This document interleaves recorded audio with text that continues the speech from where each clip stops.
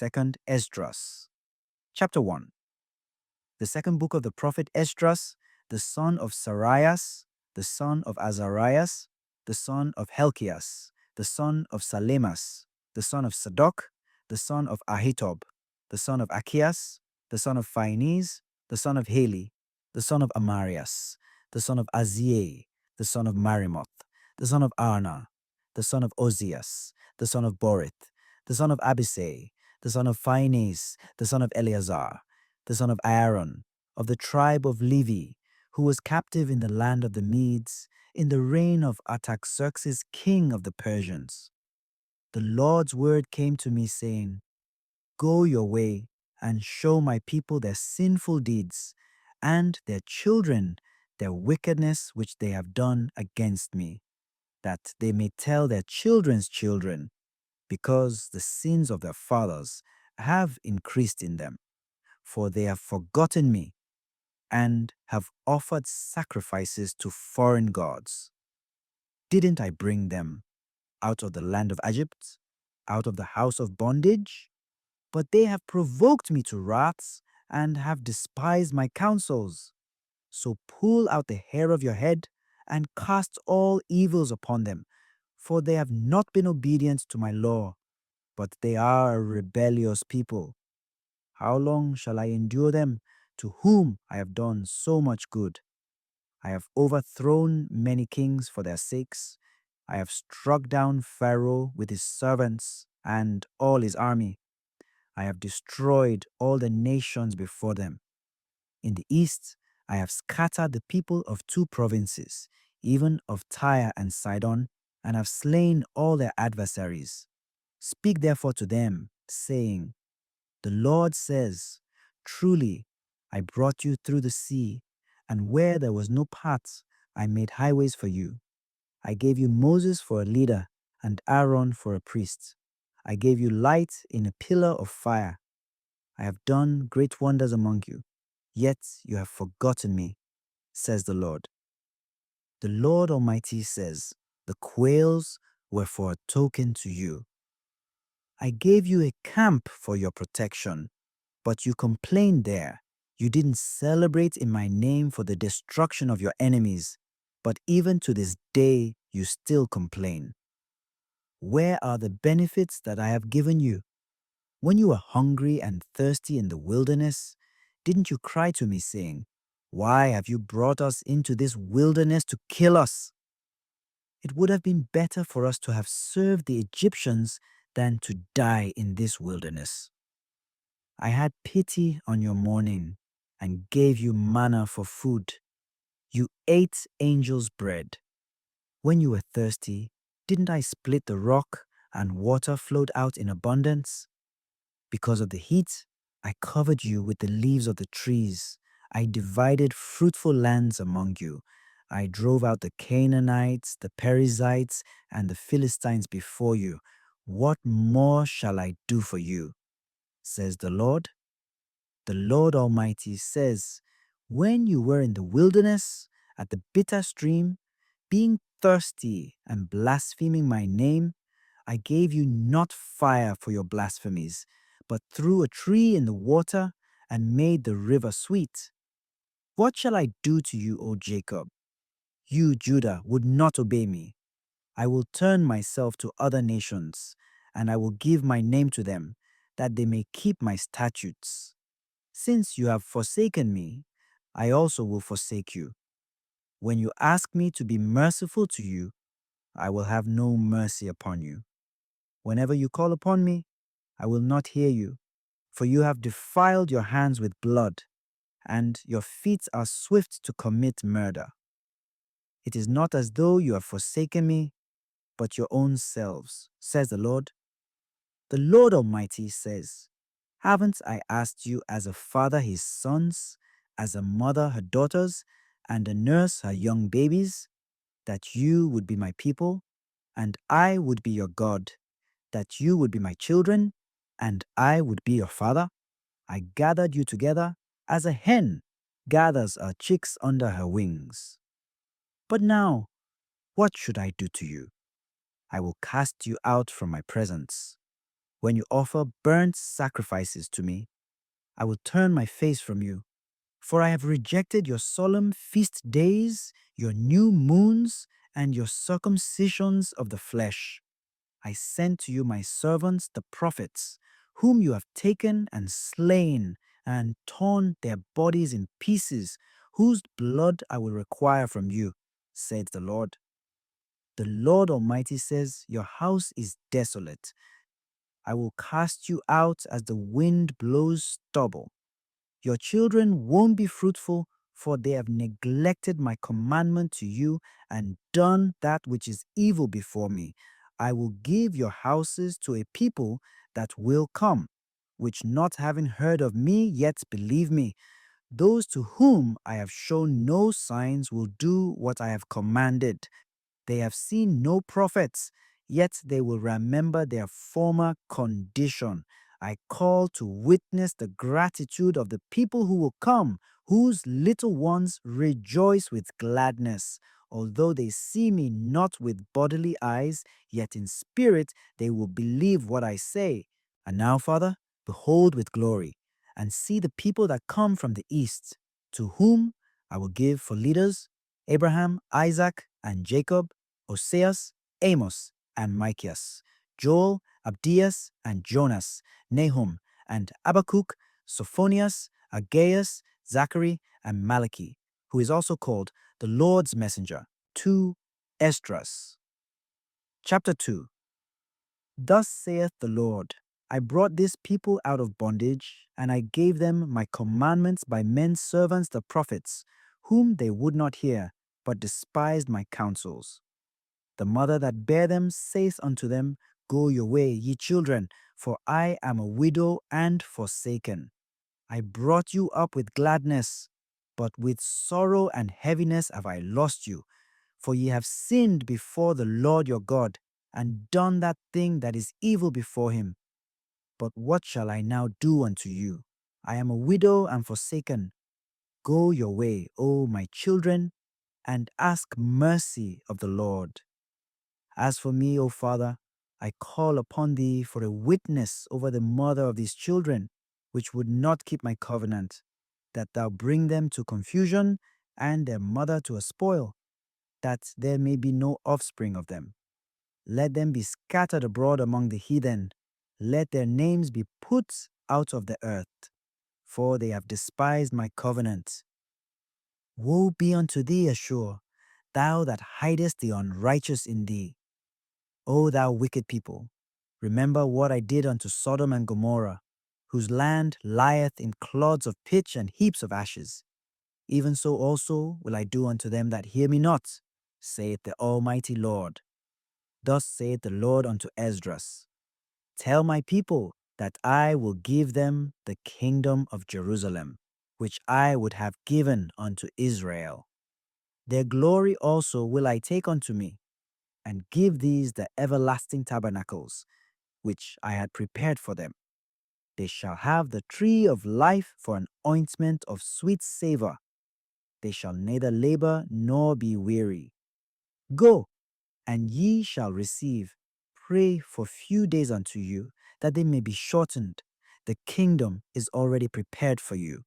Watch, take heaven and earth to witness, for I have broken the evil in pieces and created the good. For I live, saith the Lord.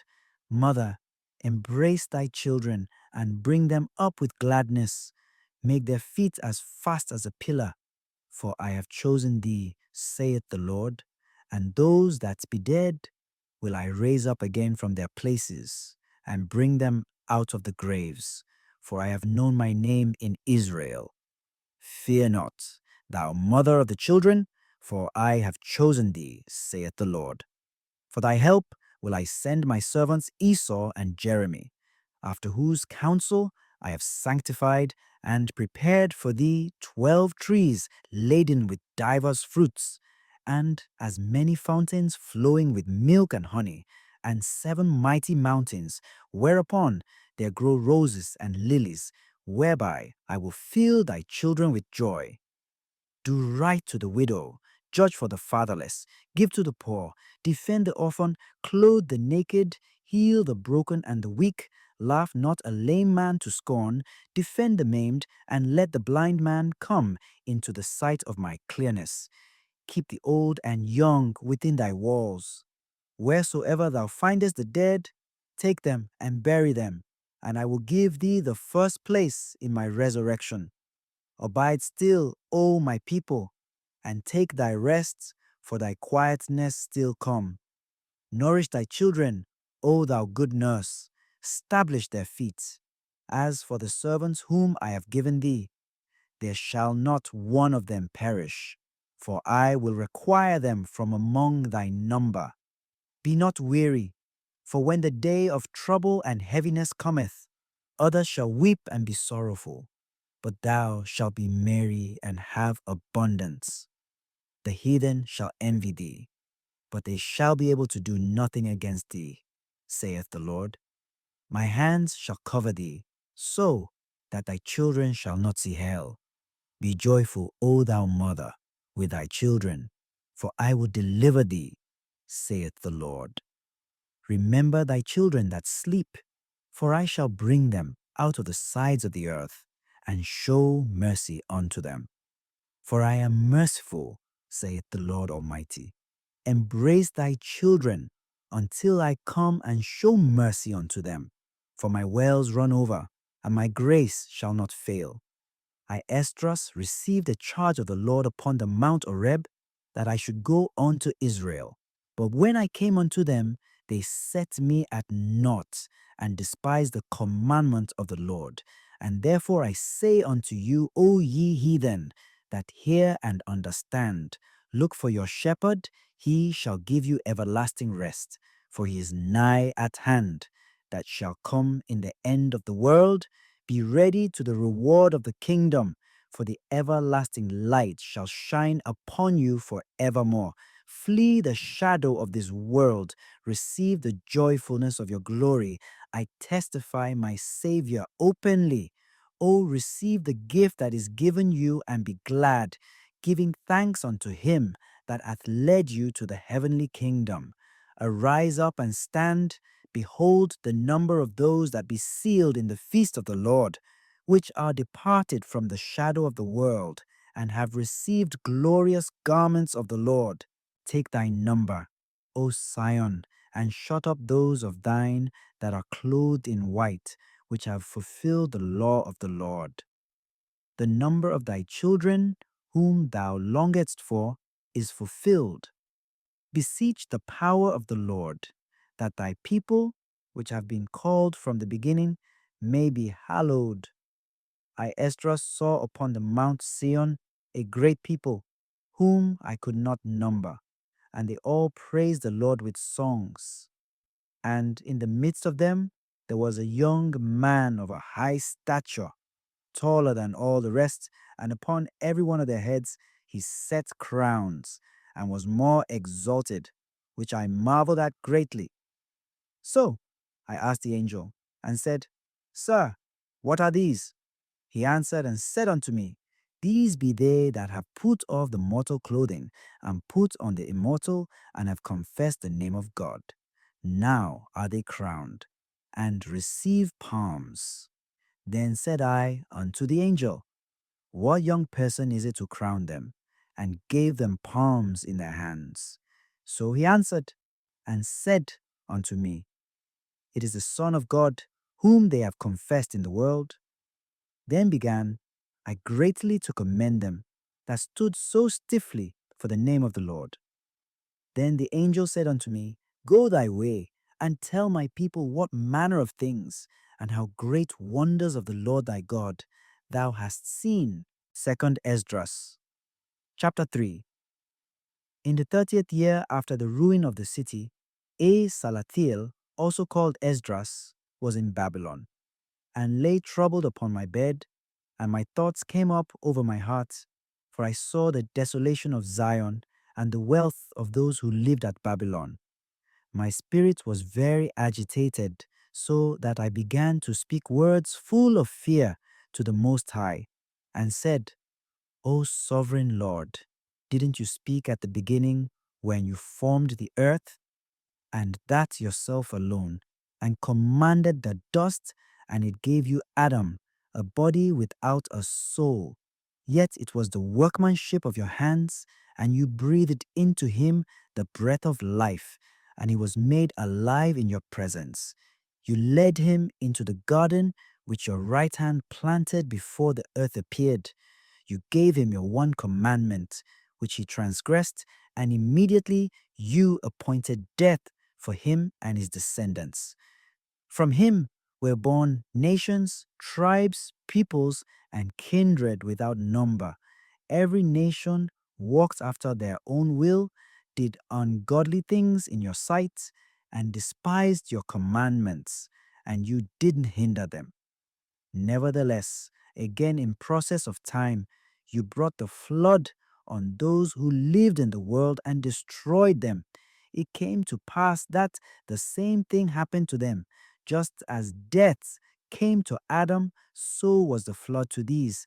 Nevertheless, you left one of them, Noah, with his household and all the righteous men who descended from him. It came to pass that when those who lived upon the earth began to multiply, they also multiplied children, peoples, and many nations, and began again to be more ungodly than their ancestors. It came to pass, when they did wickedly before you, you chose one from among them, whose name was Abraham. You loved, and to him only you showed the end of the time secretly by night, and made an everlasting covenant with him, promising him that you would never forsake his descendants. To him you gave Isaac, and to Isaac you gave Jacob and Esau. You set apart Jacob for yourself, but rejected Esau. Jacob became a great multitude. It came to pass that when you led his descendants out of Egypt, you brought them up to Mount Sinai. You bowed the heavens also, shook the earth, moved the whole world, made the depths tremble, and troubled the age. Your glory went through 4 gates of fire, of earthquake, of wind, and of ice, that you might give the law to the descendants of Jacob and the commandment to the descendants of Israel. Yet you didn't take away from them their wicked hearts, that your law might produce fruit in them. For the first Adam, burdened with a wicked heart, transgressed and was overcome, as were all who are descended from him. Thus disease was made permanent. The law was in the heart of the people along with the wickedness of the root. So the good departed away, and that which was wicked remained. So the times passed away, and the years were brought to an end. Then you raised up a servant, called David, whom you commanded to build a city to your name, and to offer burnt offerings to you in it from what is yours. When this was done many years, then those who inhabited the city did evil in all things, doing as Adam and all his generations had done, for they also had a wicked heart. So you gave your city over into the hands of your enemies. Then I said in my heart, are the deeds of those who inhabit Babylon any better? Is that why it gained dominion over Zion? For it came to pass when I came here that I also saw impieties without number, and my soul saw many sinners in this 30th year, so that my heart failed me. For I have seen how you endure them sinning, and have spared those who act ungodly, and have destroyed your people, and have preserved your enemies, and you have not shown how your way may be comprehended. Are the deeds of Babylon better than those of Zion? Or is there any other nation that knows you beside Israel? Or what tribes have so believed your covenants as these tribes of Jacob? Yet their reward doesn't appear, and their labor has no fruits. For I have gone here and there through the nations, and I see that they abound in wealth, and don't think about your commandments. Weigh therefore our iniquities now in the balance, and theirs also who dwell in the world, And so will it be found which way the scale inclines. Or when was it that they who dwell on the earth have not sinned in your sight? Or what nation has kept your commandments so well? You will find some men by name who have kept your precepts, but you won't find nations. Second Esdras, chapter 4. The angel who was sent to me, whose name was Uriel, gave me an answer and said to me, "Your understanding has utterly failed you regarding this world. Do you think you can comprehend the way of the Most High?" Then I said, "Yes, my Lord." He answered me, "I have been sent to show you three ways and to set before you three problems. If you can solve one for me, I also will show you the way that you desire to see, and I will teach you why the heart is wicked." I said, "Say on, my Lord." Then said he to me, "Go, weigh for me the weight of fire, or measure for me blast of wind, or call back for me the day that is past." Then answered I and said, "Who of the sons of men is able to do this, that you should ask me about such things?" He said to me, "If I had asked you, how many dwellings are there in the heart of the sea, or how many springs are there at the fountain head of the deep, or how many streams are above the firmament, or which are the exits of hell, or which are the entrances of paradise?" Perhaps you would say to me, "I never went down into the deep, or as yet into hell, neither did I ever climb up into heaven." Nevertheless, now I have only asked you about the fire, wind, and the day, things which you have experienced and from which you can't be separated, and yet have you given me no answer about them. He said moreover to me, "You can't understand your own things that you grew up with. How then can your mind comprehend the way of the Most High? How can he who is already worn out with the corrupted world understand incorruption?" When I heard these things, I fell on my face and said to him, "It would have been better if we weren't here at all, than that we should come here and live in the midst of ungodliness and suffer and not know why." He answered me and said, "A forest of the trees of the field went out and took counsel together and said, 'Come, let's go and make war against the sea, that it may depart away before us, and that we may make ourselves more forests.' The waves of the sea also in like manner took counsel together and said, 'Come, let's go up and subdue the forest of the plain, that there also we may gain more territory.' The counsel of the wood was in vain, for the fire came and consumed it. Likewise also the counsel of the waves of the sea, for the sand stood up and stopped them. If you were judged now between these two, which would you justify, or which would you condemn?" I answered and said, "It is a foolish counsel that they both have taken, for the ground is given to the wood, and the place of the sea is given to bear its waves." Then answered he me, and said, "You have given a right judgment. Why don't you judge your own case? For just as the ground is given to the wood, and the sea to its waves, even so those who dwell upon the earth may understand nothing but what is upon the earth. Only he who dwells above the heavens understands the things that are above the heights of the heavens." Then answered I and said, "I beg you, O Lord, why has the power of understanding been given to me? For it was not in my mind to be curious of the ways above, but of such things as pass by us daily, because Israel is given up as a reproach to the heathen.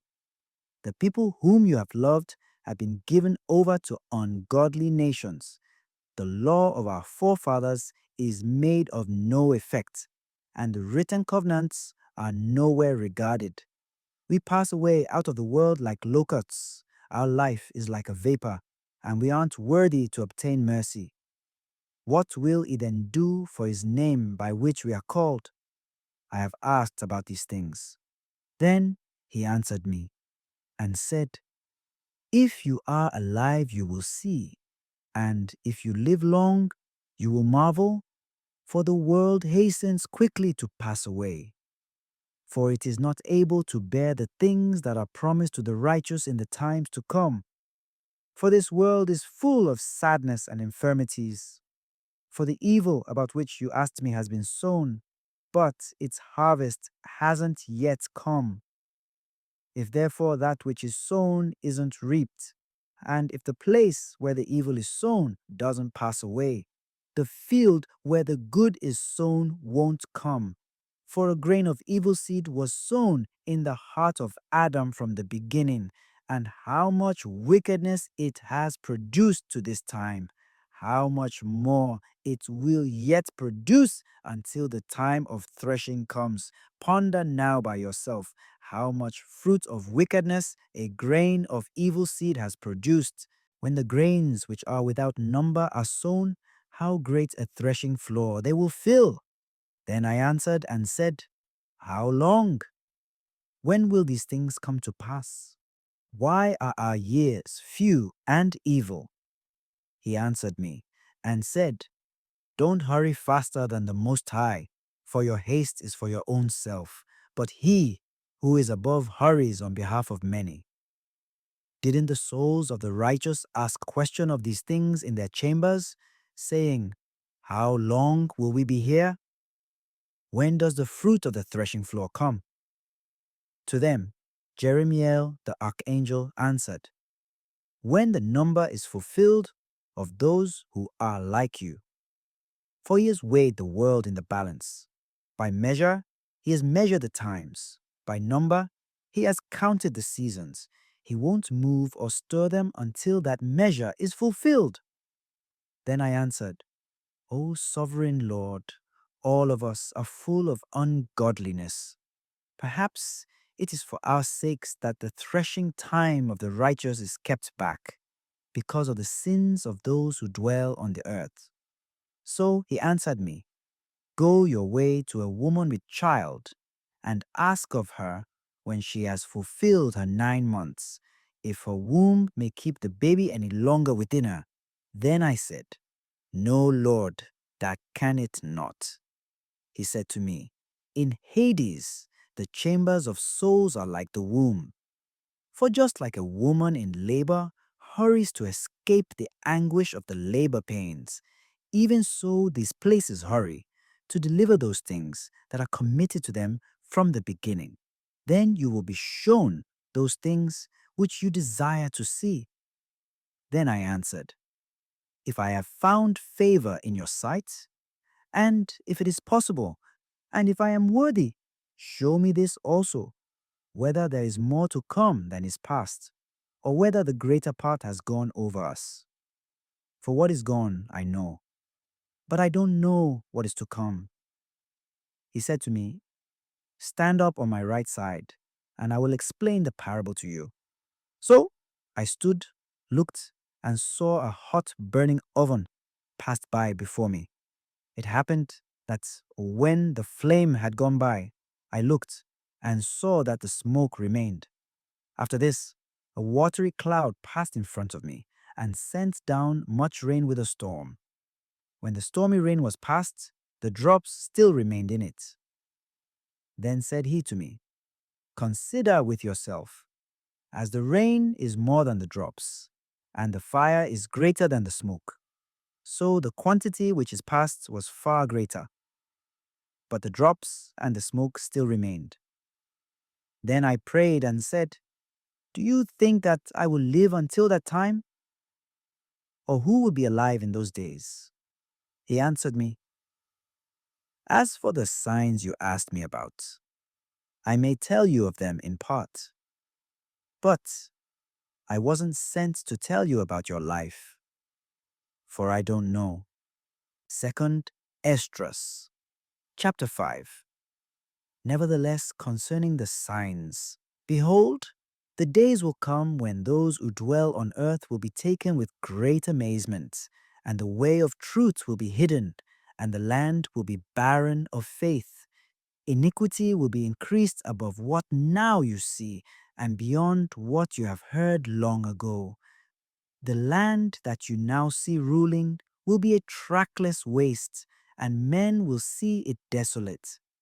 But if the Most High grants you to live, you will see what is after the third period will be troubled.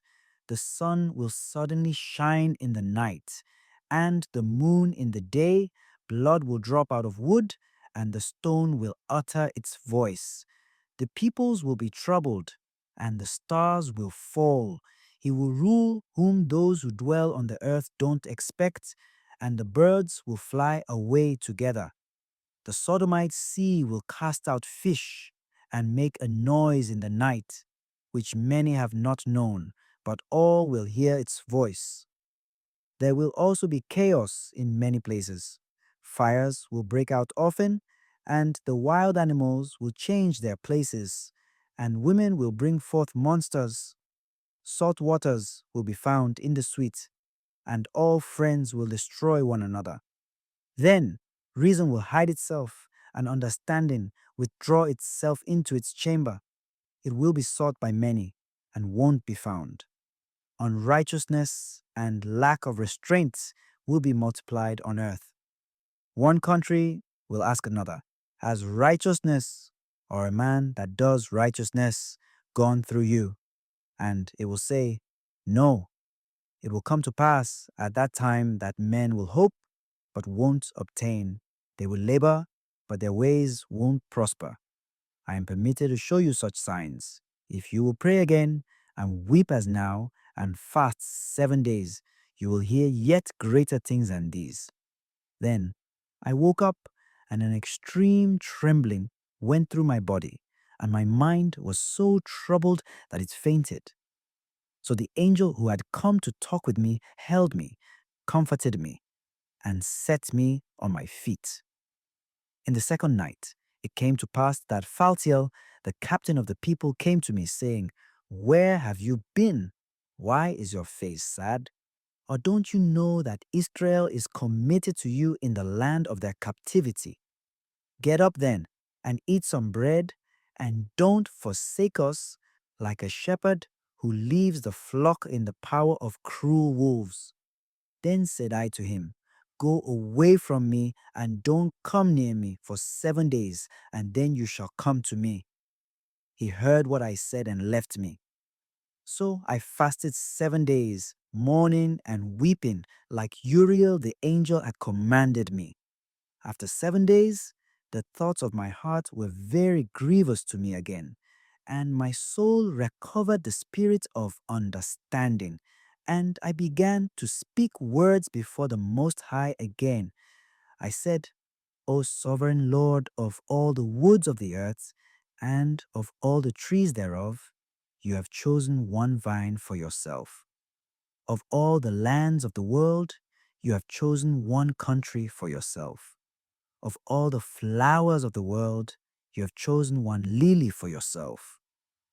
Of all the depths of the sea, you have filled one river for yourself.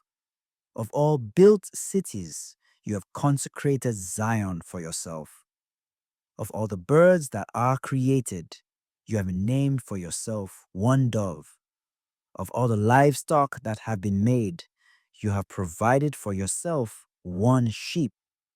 Among all the multitudes of peoples, you have gotten yourself one people. To this people, whom you loved, you gave a law that is approved by all. Now, O Lord, why have you given this one people over to many, and have dishonored the one root above others, and have scattered your only one among many? Those who opposed your promises have trampled down those who believed your covenants.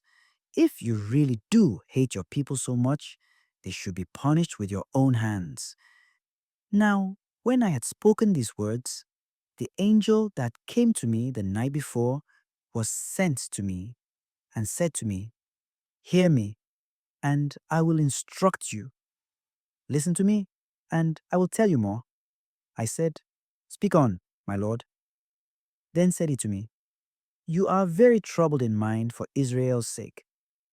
Do you love that people more than he who made them?"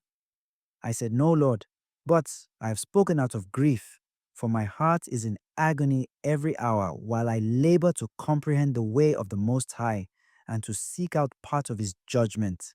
He said to me, "You can't." And I said, "Why, Lord? Why was I born?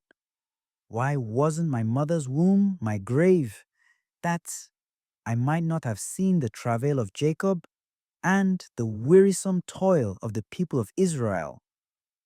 He said to me, "Count for me those who haven't yet come. Gather together for me the drops that are scattered abroad, and make the withered flowers green again for me.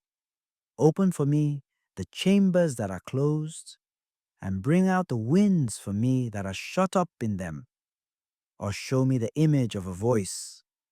Then I will declare to you the travail that you asked to see." And I said, "O sovereign Lord, who may know these things, except he who doesn't have his dwelling with men? As for me, I lack wisdom. How can I then speak of these things you asked me about?" Then said he to me, "Just as you can do none of these things that I have spoken of, even so you can't find out my judgments or the end of the love that I have promised to my people." I said, "But behold, O Lord, you have made a promise to those who are alive at the end. What should they do who have been before us, or we ourselves, or those who will come after us?" He said to me, "I will compare my judgment to a ring.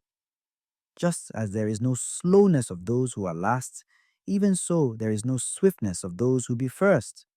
"So," I answered, "couldn't you make them all at once that have been made, and that are now, and that are yet to come, that you might show your judgment sooner?" Then he answered me, "The creature may not move faster than the Creator, nor can the world hold them at once who will be created in it." And I said, "How have you said to your servant that you will surely make alive at once the creature that you have created? If therefore they will be alive at once, and the creation will sustain them, even so it might now also support them to be present at once." And he said to me, "Ask the womb of a woman and say to her, if you bear 10 children, why do you it at different times? Ask her, therefore, to give birth to 10 children at once." I said, "She can't, but must do it each in their own time." Then said it to me, "Even so, I have given the womb of the earth to those who are sown in it in their own times. For just as a young child may not give birth, neither she who has grown old anymore, even so have I organized the world which I created."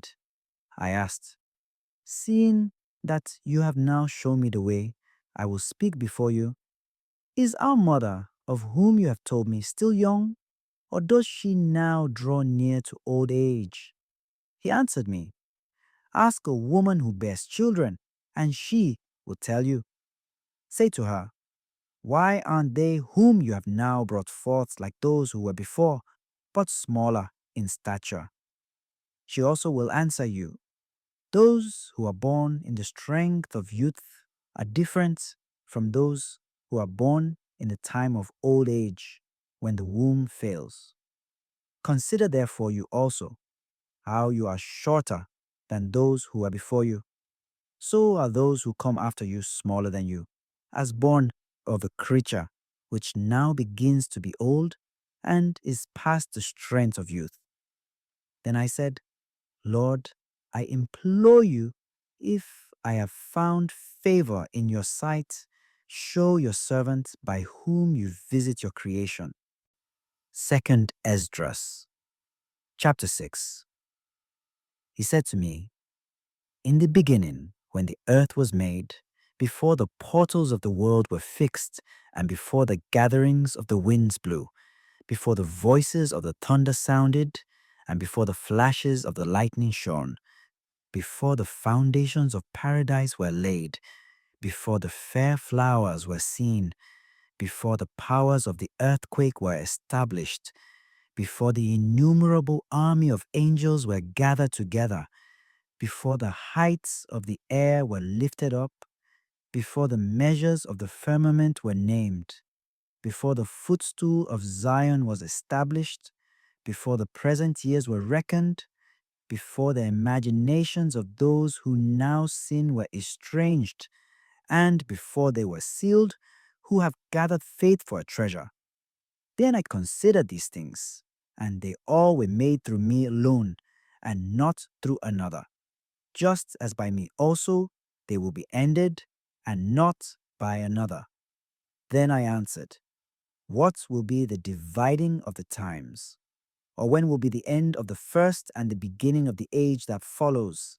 He said to me, from Abraham to Isaac, because Jacob and Esau were born to him. For Jacob's hand held Esau's heel from the beginning. For Esau is the end of this age, and Jacob is the beginning of the one that follows.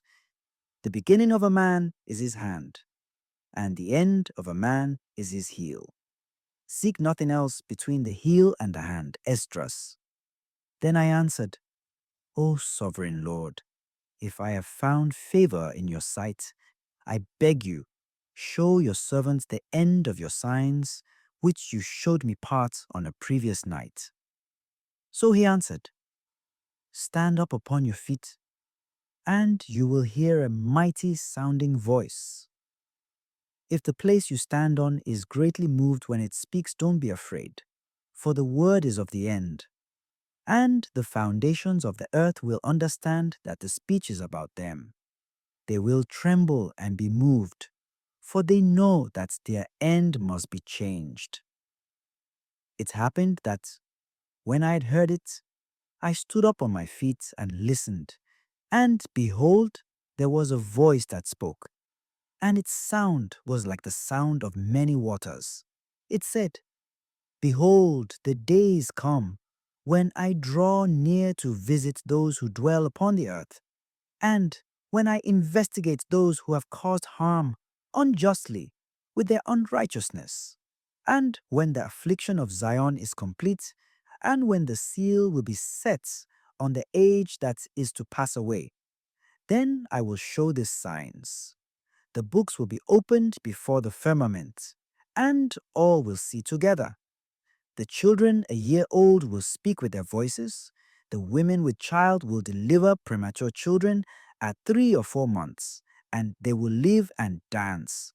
Suddenly, the sown places will appear unsown. The full storehouses will suddenly be found empty.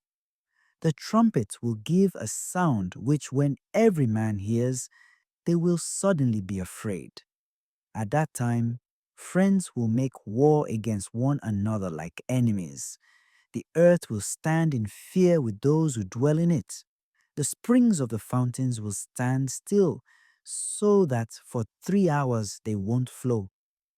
It will be that whoever remains after all these things that I have told you of, he will be saved and will see my salvation and the end of my world.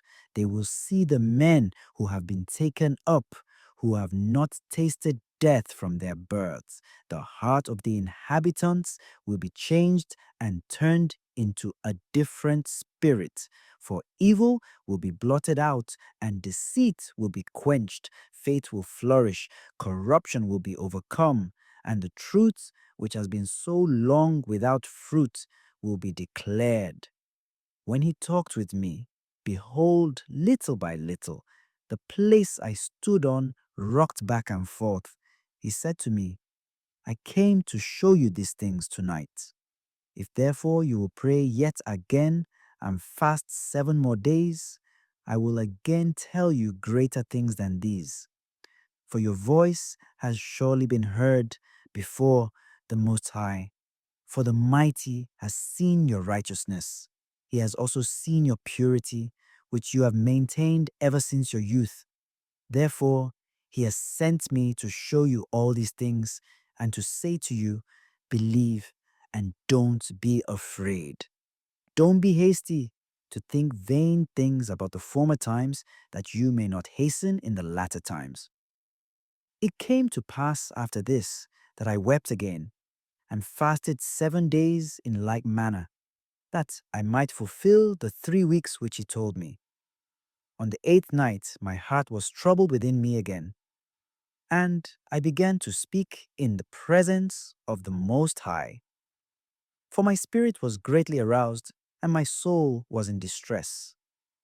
I said, O Lord, truly you spoke at the beginning of the creation, on the first day, and said this, Let heaven and earth be made, and your word perfected the work. Then the Spirit was hovering, and darkness and silence were on every side. The sound of man's voice was not yet there. Then you commanded a ray of light to be brought out of your treasuries, that your works might then appear. On the second day, again you made the spirits of the firmament, and commanded it to divide and to separate the waters, that the one part might go up, and the other remain beneath. On the third day you commanded that the water should be gathered together in the seventh part of the earth. You dried up 6 parts and kept them, to the intent that of these some being both planted and tilled might serve before you. For as soon as your word went out, the work was done. Immediately, great and innumerable fruits grew, with many pleasant tastes, and flowers of inimitable color, and fragrances of most exquisite smell. This was done the third day. On the fourth day, you commanded that the sun should shine, the moon give its light, and the stars should be in their order, and gave them a command to serve mankind, who was to be made. On the fifth day, you said to the seventh part, where the water was gathered together, that it should produce living creatures, fowls, and fishes. And so it came to pass that the mute and lifeless water produced living things, as it was told, that the nations might therefore praise your wondrous works. Then you preserved 2 living creatures, the one you called Behemoth, and the other you called Leviathan. You separated the one from the other. For the seventh part, namely, where the water was gathered together, might not hold them both.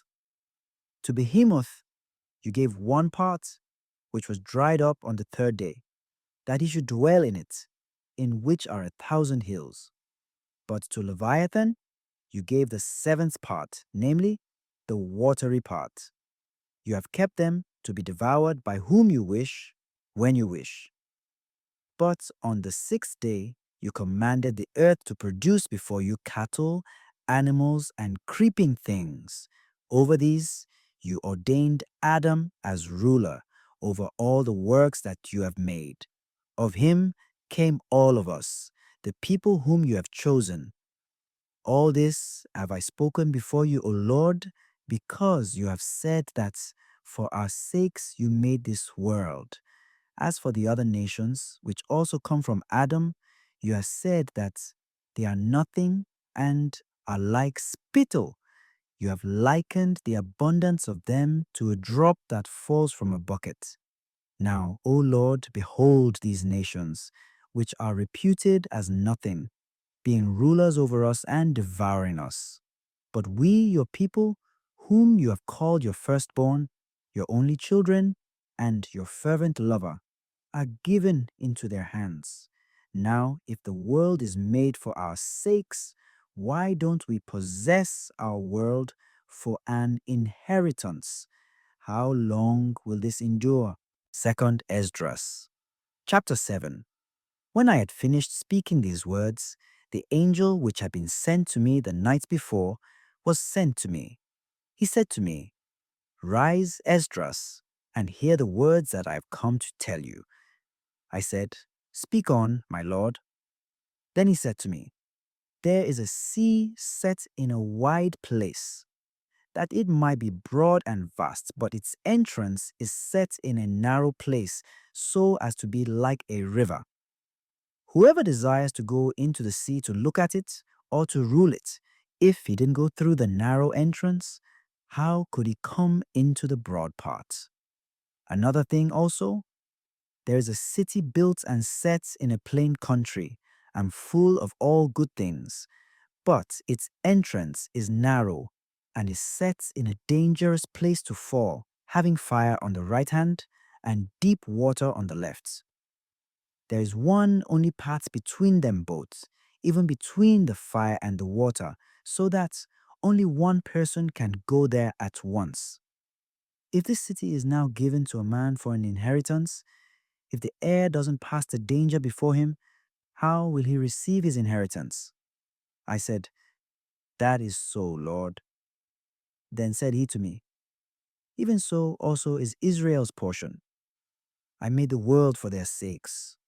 What is now done was decreed when Adam transgressed my statutes. Then the entrances of this world were made narrow, sorrowful, and toilsome. They are but few and evil, full of perils, and involved in great toils. For the entrances of the greater world are wide and safe, and produce fruits of immortality.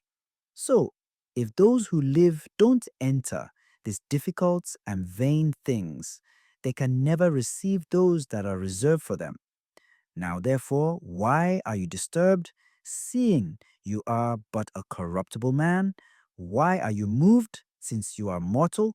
Why haven't you considered in your mind that which is to come, rather than that which is present? Then I answered and said, O sovereign Lord, behold, you have ordained in your law that the righteous will inherit these things, but that the ungodly will perish. The righteous therefore will suffer difficult things and hope for easier things, but those who have done wickedly have suffered the difficult things and yet will not see the easier things. He said to me, You are not a judge above God, neither do you have more understanding than the Most High. Yes, let many perish who now live, rather than that the law of God which is set before them be despised. For God strictly commanded those who came, even as they came, what they should do to live, and what they should observe to avoid punishment.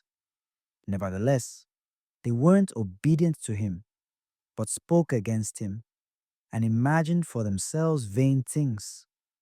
They made cunning plans of wickedness, and said moreover of the Most High that he doesn't exist, and they didn't know his ways. They despised his law and denied his covenants. They haven't been faithful to his statutes and haven't performed his works. Therefore, Esdras, for the empty are empty things, and for the full are the full things.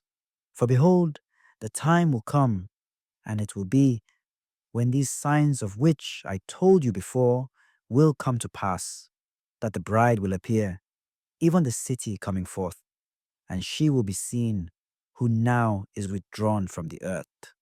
Whoever is delivered from the foretold evils will see my wonders. For my son Jesus will be revealed with those who are with him, and those who remain will rejoice 400 years.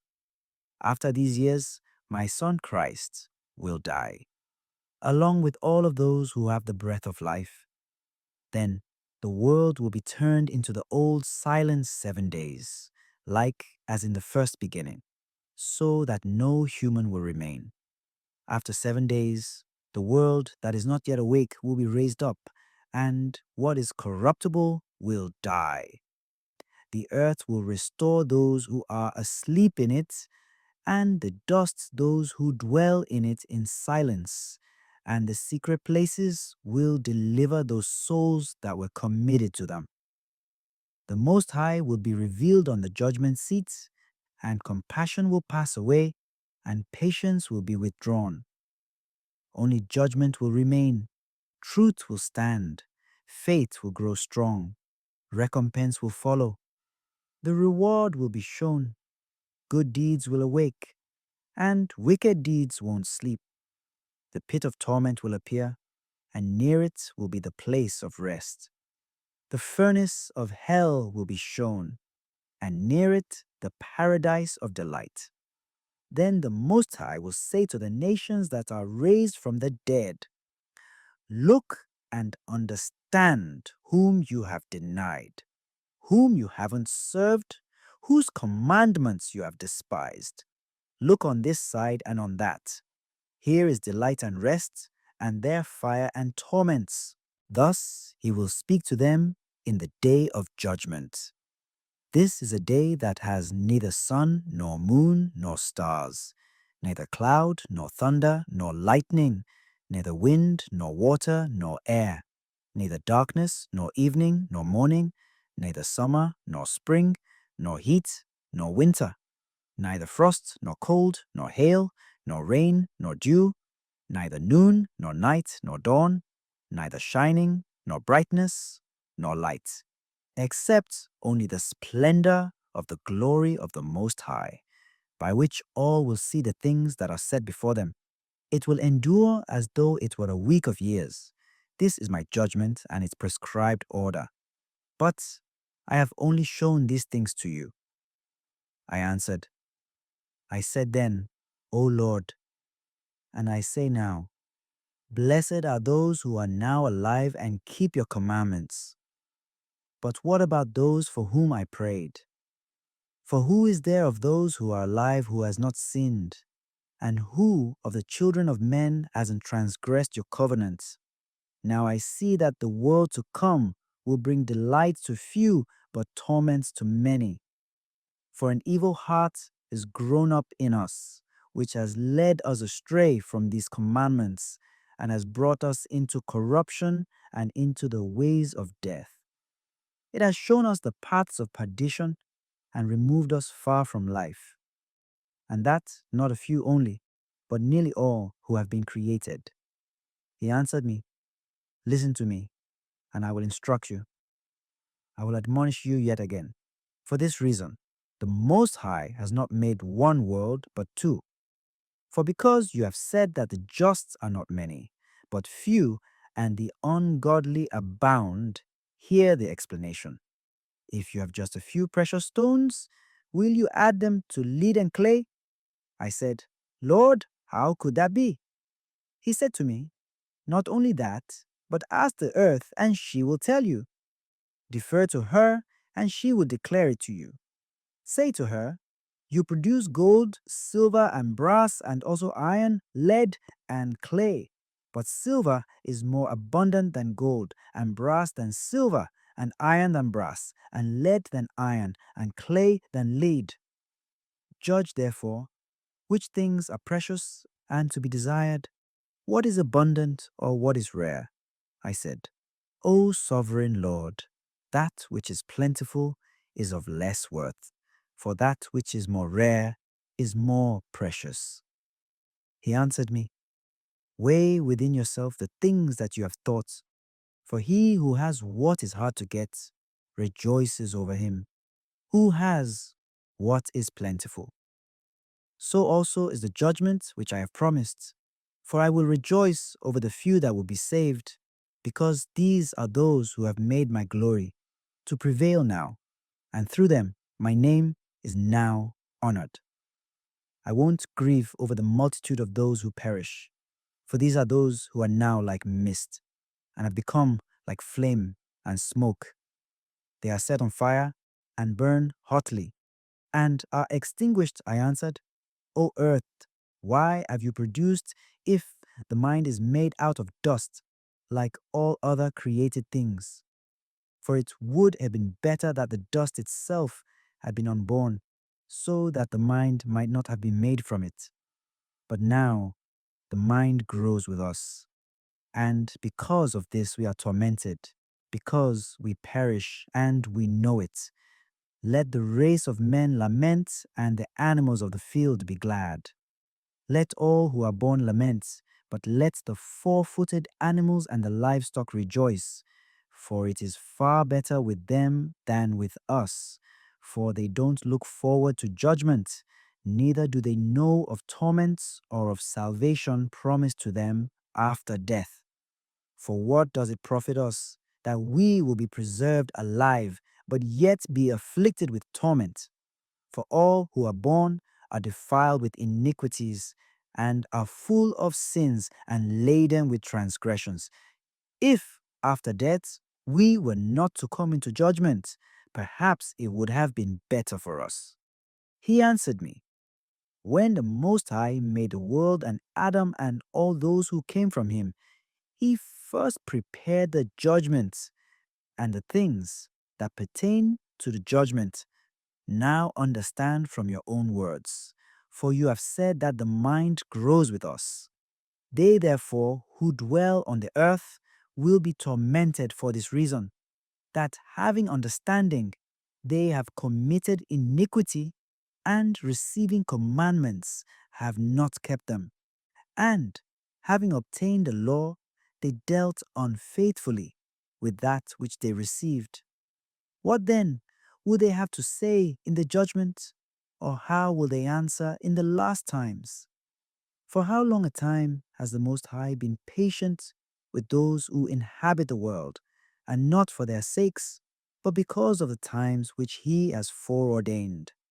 I answered, if I have found grace in your sight, O Lord, show this also to your servant, whether after death, even now, when every one of us gives up his soul, we will be kept in rest until those times come in which you renew the creation, or whether we will be tormented immediately. He answered me, I will show you this also, but don't join yourself with those who are scorners, nor count yourself with those who are tormented. For you have a treasure of works laid up with the Most High, but it won't be shown you until the last times.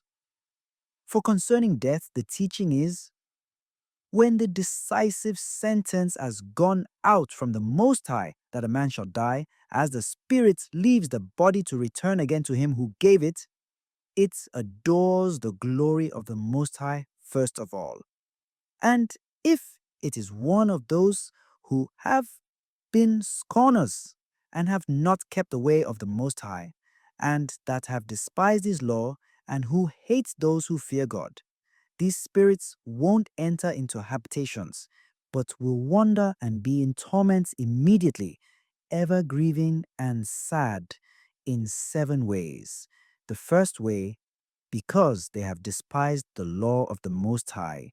The second way, because they can't now make a good repentance that they may live. The third way, they will see the reward laid up for those who have believed the covenants of the Most High. The fourth way, they will consider the torment laid up for themselves in the last days. The fifth way, they will see the dwelling places of the others guarded by angels with great quietness. The sixth way, they will see how immediately some of them will pass into torment. The seventh way, which is more grievous than all the aforesaid ways, because they will pine away in confusion and be consumed with shame, and will be withered up by fears, seeing the glory of the Most High, before whom they have sinned while living, and before whom they will be judged in the last times. Now this is the order of those who have kept the ways of the Most High, when they will be separated from their mortal body. In the time that they lived in it, they painfully served the Most High and were in jeopardy every hour, that they might keep the law of the lawgiver perfectly. Therefore, this is the teaching concerning them. First of all, they will see with great joy the glory of him who takes them up. For they will have rest in 7 orders. The first order, because they have labored with great effort to overcome the evil thought which was fashioned together with them, that it might not lead them astray from life into death. The second order, because they see the perplexity in which the souls of the ungodly wander, and the punishment that awaits them. The third order, they see the testimony which he who fashioned them gives concerning them, that while they lived, they kept the law which was given them in trust. The fourth order, they understand the rest which, being gathered in their chambers, they now enjoy with great quietness, guarded by angels, and the glory that awaits them in the last days. The fifth order, they rejoice that they have now escaped from that which is corruptible, and that they will inherit that which is to come, while they see in addition the difficulty and the pain from which they have been delivered, and the spacious liberty which they will receive with joy and immortality. The sixth order, when it is shown to them how their face will shine like the sun, and how they will be made like the light of the stars, being incorruptible from then on. The seventh order, which is greater than all the previously mentioned orders, because they will rejoice with confidence, and because they will be bold without confusion, and will be glad without fear, for they hurry to see the face of him whom in their lifetime they served, and from whom they will receive their reward in glory. This is the order of the souls of the just, as from henceforth is announced to them. Previously mentioned are the ways of torture, which those who would not give heed will suffer from after this. I answered, will time therefore be given to the souls after they are separated from the bodies, that they may see what you have described to me? He said, their freedom will be for 7 days, that for 7 days they may see the things you have been told, and afterwards they will be gathered together in their habitations. I answered, if I have found favor in your sight, show further to me your servant, whether in the day of judgment the just will be able to intercede for the ungodly, or to entreat the Most High for them, whether fathers for children, or children for parents, or kindred for kindred, or kinsfolk for their next of kin, or friends for those who are most dear. He answered me, since you have found favor in my sight, I will show you this also. The day of judgment is a day of decision, and displays to all the seal of truth. Even as now a father doesn't send his son, or a son his father, or a master his slave, or a friend him that is most dear, that in his place he may understand, or sleep, or eat, or be healed. So no one will ever pray for another in that day, neither will one lay a burden on another. For then everyone will each bear his own righteousness or unrighteousness. I answered, how do we now find that first Abraham prayed for the people of Sodom, and Moses for the ancestors who sinned in the wilderness, and Joshua after him for Israel in the days of Achan, and Samuel in the days of Saul, and David for the plague, and Solomon for those who would worship in the sanctuary, and Elijah for those that received rain, and for the dead that he might live, and Hezekiah for the people in the days of Sennacherib, and many others prayed for many? If therefore now, when corruption has grown and unrighteousness increased, the righteous have prayed for the ungodly, why will it not be so then also? He answered me, this present world is not the end. The full glory doesn't remain in it. Therefore those who were able prayed for the weak. But the day of judgment will be the end of this age, and the beginning of the immortality to come, in which corruption has passed away, intemperance is at an end, infidelity is cut off, but righteousness has grown, and truth has sprung up. Then no one will be able to have mercy on him who is condemned in judgment, nor to harm someone who is victorious. I answered then, "This is my first and last saying, that it would have been better if the earth had not produced Adam, or else, when it had produced him, to have restrained him from sinning. For what profit is it for all who are in this present time to live in heaviness, and after death to look for punishment? O Adam, what have you done? For though it was you who sinned, the evil hasn't fallen on you alone, but on all of us who come from you. For what profit is it to us if an immortal time is promised to us, but we have done deeds that bring death, and that there is promised us an everlasting hope, but we have most miserably failed, and that there are reserved habitations of health and safety, but we have lived wickedly, and that the glory of the Most High will defend those who have led a pure life. But we have walked in the most wicked ways of all, and that a paradise will be revealed, whose fruit endures without decay, in which is abundance and healing. But we won't enter into it, for we have lived in perverse ways, and that the faces of those who have practiced self-control will shine more than the stars, but our faces will be blacker than darkness. For while we lived and committed iniquity, we didn't consider what we would have to suffer after death.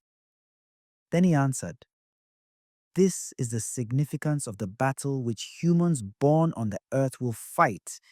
If they are overcome, they will suffer as you have said, but if they get the victory, they will receive the thing that I say. For this is the way that Moses spoke to the people while he lived, saying, 'Choose life, that you may live.' Nevertheless, they didn't believe him or the prophets after him, not even me who have spoken to them. Therefore, there won't be such heaviness in their destruction as there will be joy over those who are assured of salvation."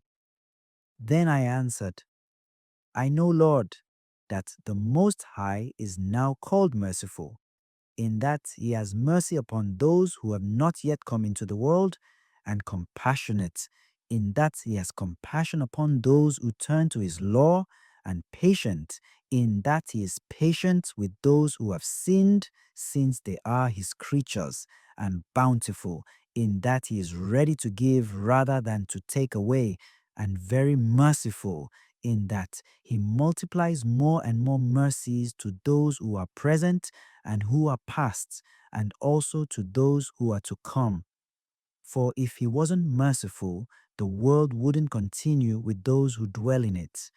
And one who forgives, for if he didn't forgive out of his goodness, that those who have committed iniquities might be relieved of them, not even 1/10,000th part of mankind would remain living.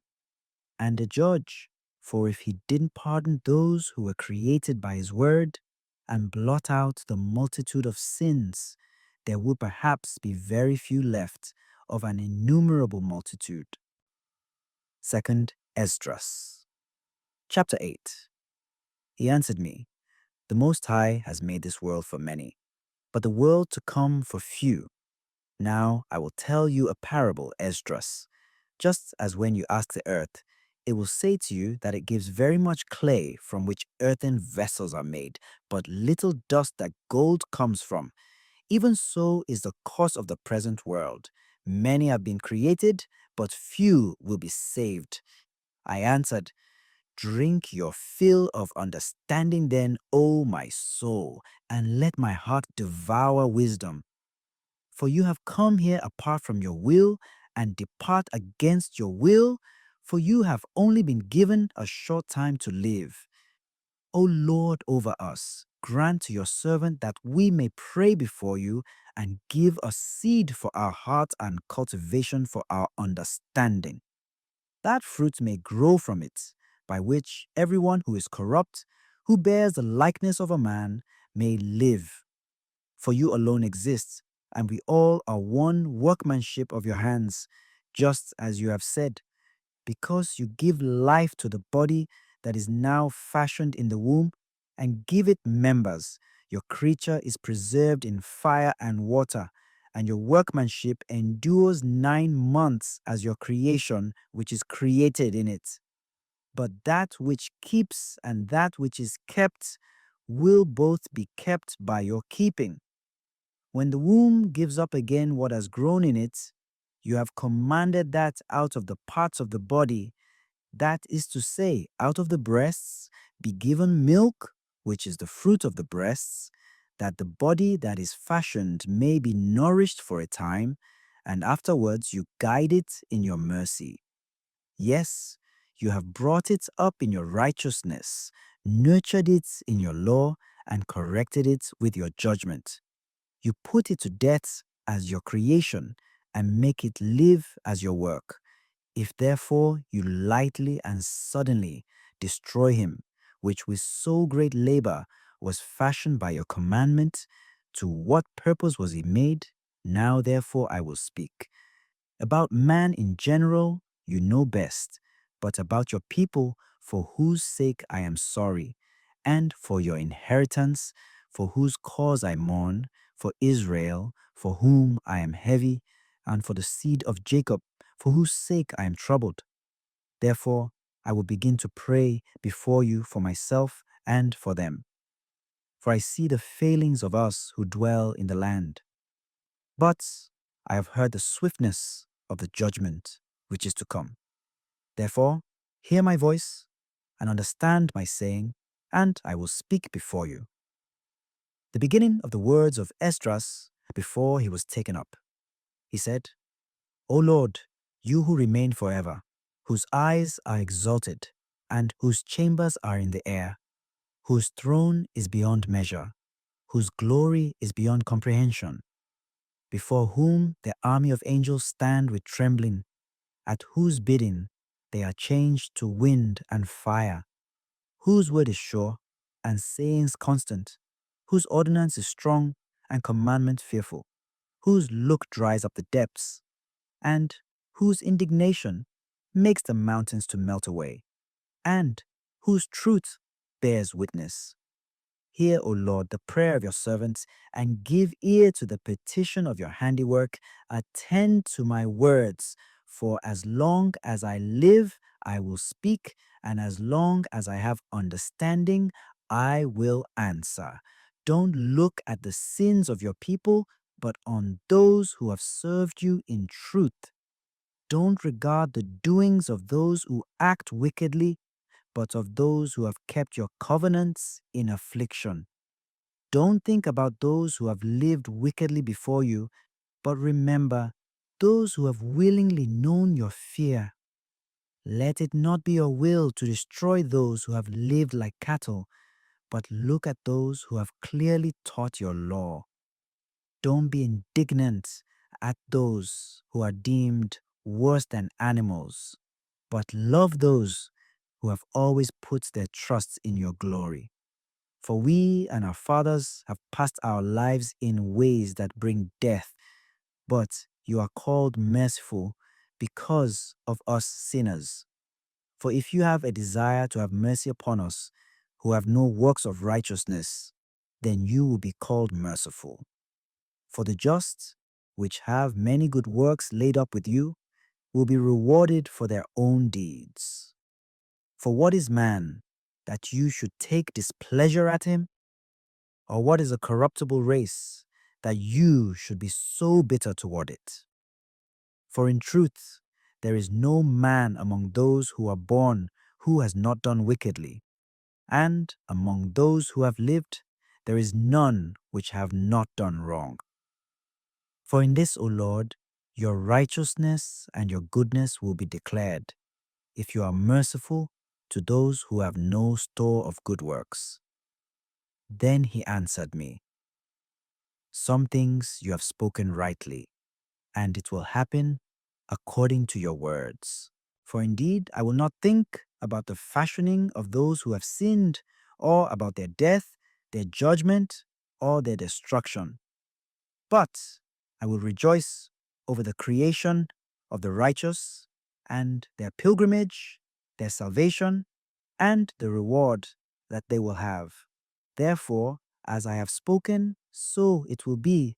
For as a farmer sows many seeds in the ground and plants many trees, and yet not all that is sown will come up in due season, neither will all that is planted take root. Even so, those who are sown in the world will not all be saved.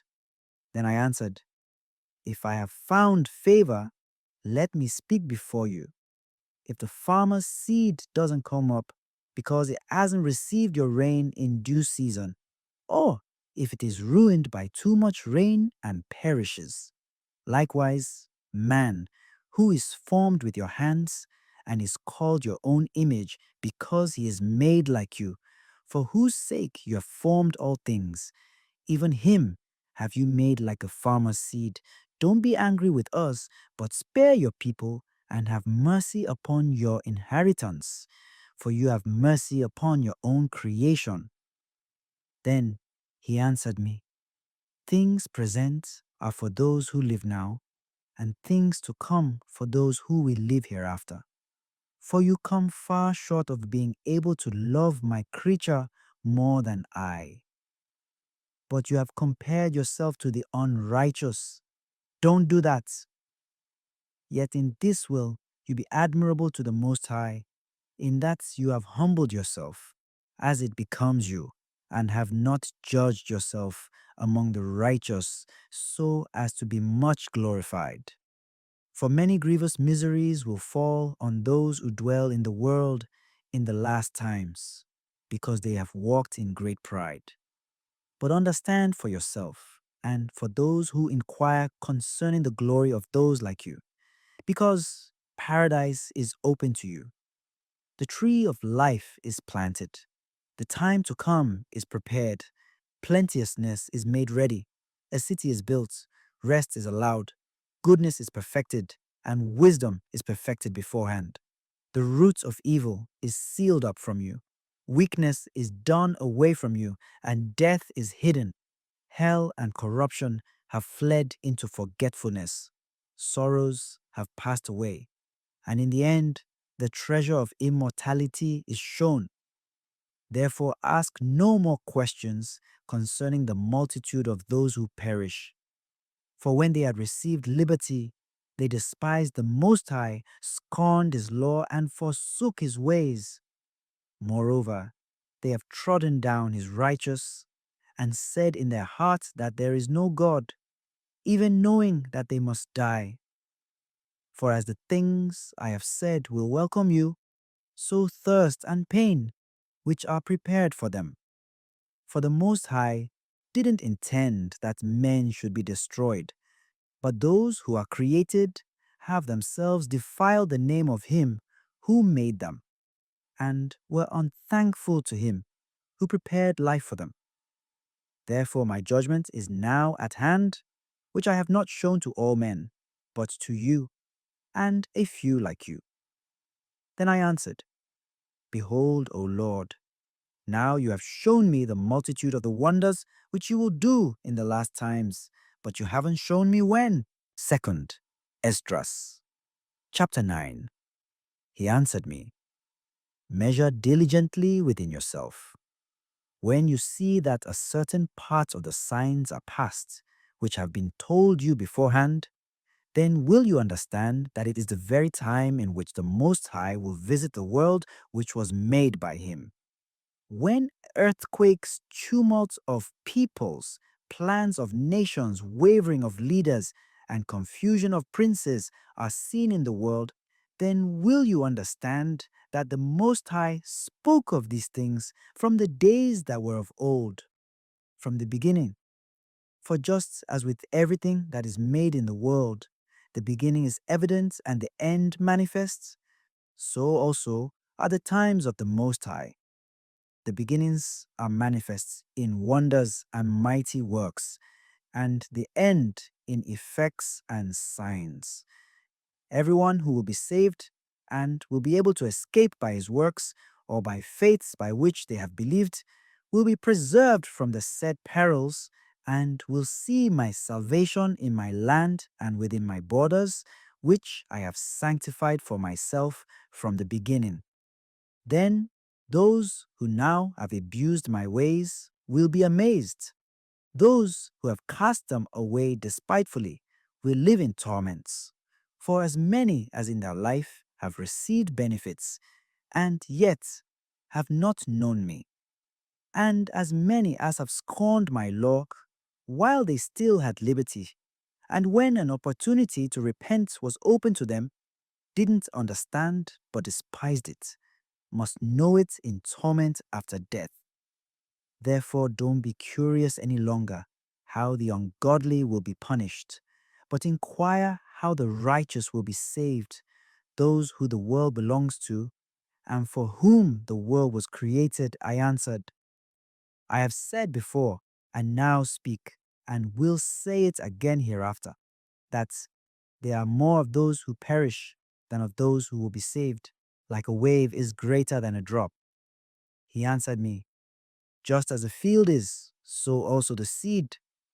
As the flowers are, so are the colors. As the work is, so also is the judgment on it. As is the farmer, so also is his threshing floor. For there was a time in the world when I was preparing for those who now live, before the world was made for them to dwell in. Then no one spoke against me, for no one existed. But now, those who are created in this world that is prepared, both with a table that doesn't fail and the law which is unsearchable, are corrupted in their ways. So I considered my world, and behold, it was destroyed, and my earth, and behold, it was in peril because of the plans that had come into it. I saw and spared them, but not greatly, and saved myself a grape out of a cluster, and a plant out of a great forest. Let the multitude perish then, which were born in vain. Let my grape be saved and my plant, for I have made them perfect with great labor. Nevertheless, if you will wait 7 more days, however, don't fast in them, but go into a field of flowers where no house is built, and eat only of the flowers of the field, and you shall taste no flesh, and shall drink no wine, but shall eat flowers only, and pray to the Most High continually. Then I will come and talk with you. So I went my way, just as he commanded me, into the field, which is called Ardat. There I sat among the flowers, and ate of the herbs of the field, and this food satisfied me. It came to pass after 7 days that I lay on the grass, and my heart was troubled again, like before.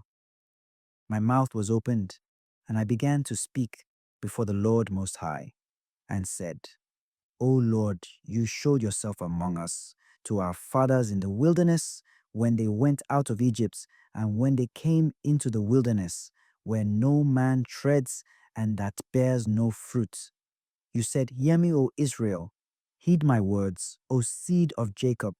For behold, I sow my law in you, and it will bring forth fruit in you, and you will be glorified in it forever.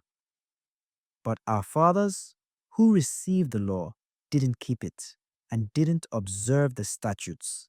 The fruits of the law didn't perish, for it couldn't, because it was yours. Yet those who received it perished, because they didn't keep the thing that was sown in them. Behold, it is a custom that when the ground has received seed or the sea, a ship or any vessel, food or drink, and when it comes to pass that which is sown, or that which is launched, or the things which have been received, should come to an end. These come to an end, but the receptacles remain. Yet, with us, it doesn't happen that way. For we who have received the law will perish by sin, along with our heart which received it. Notwithstanding, the law doesn't perish, but remains in its honor.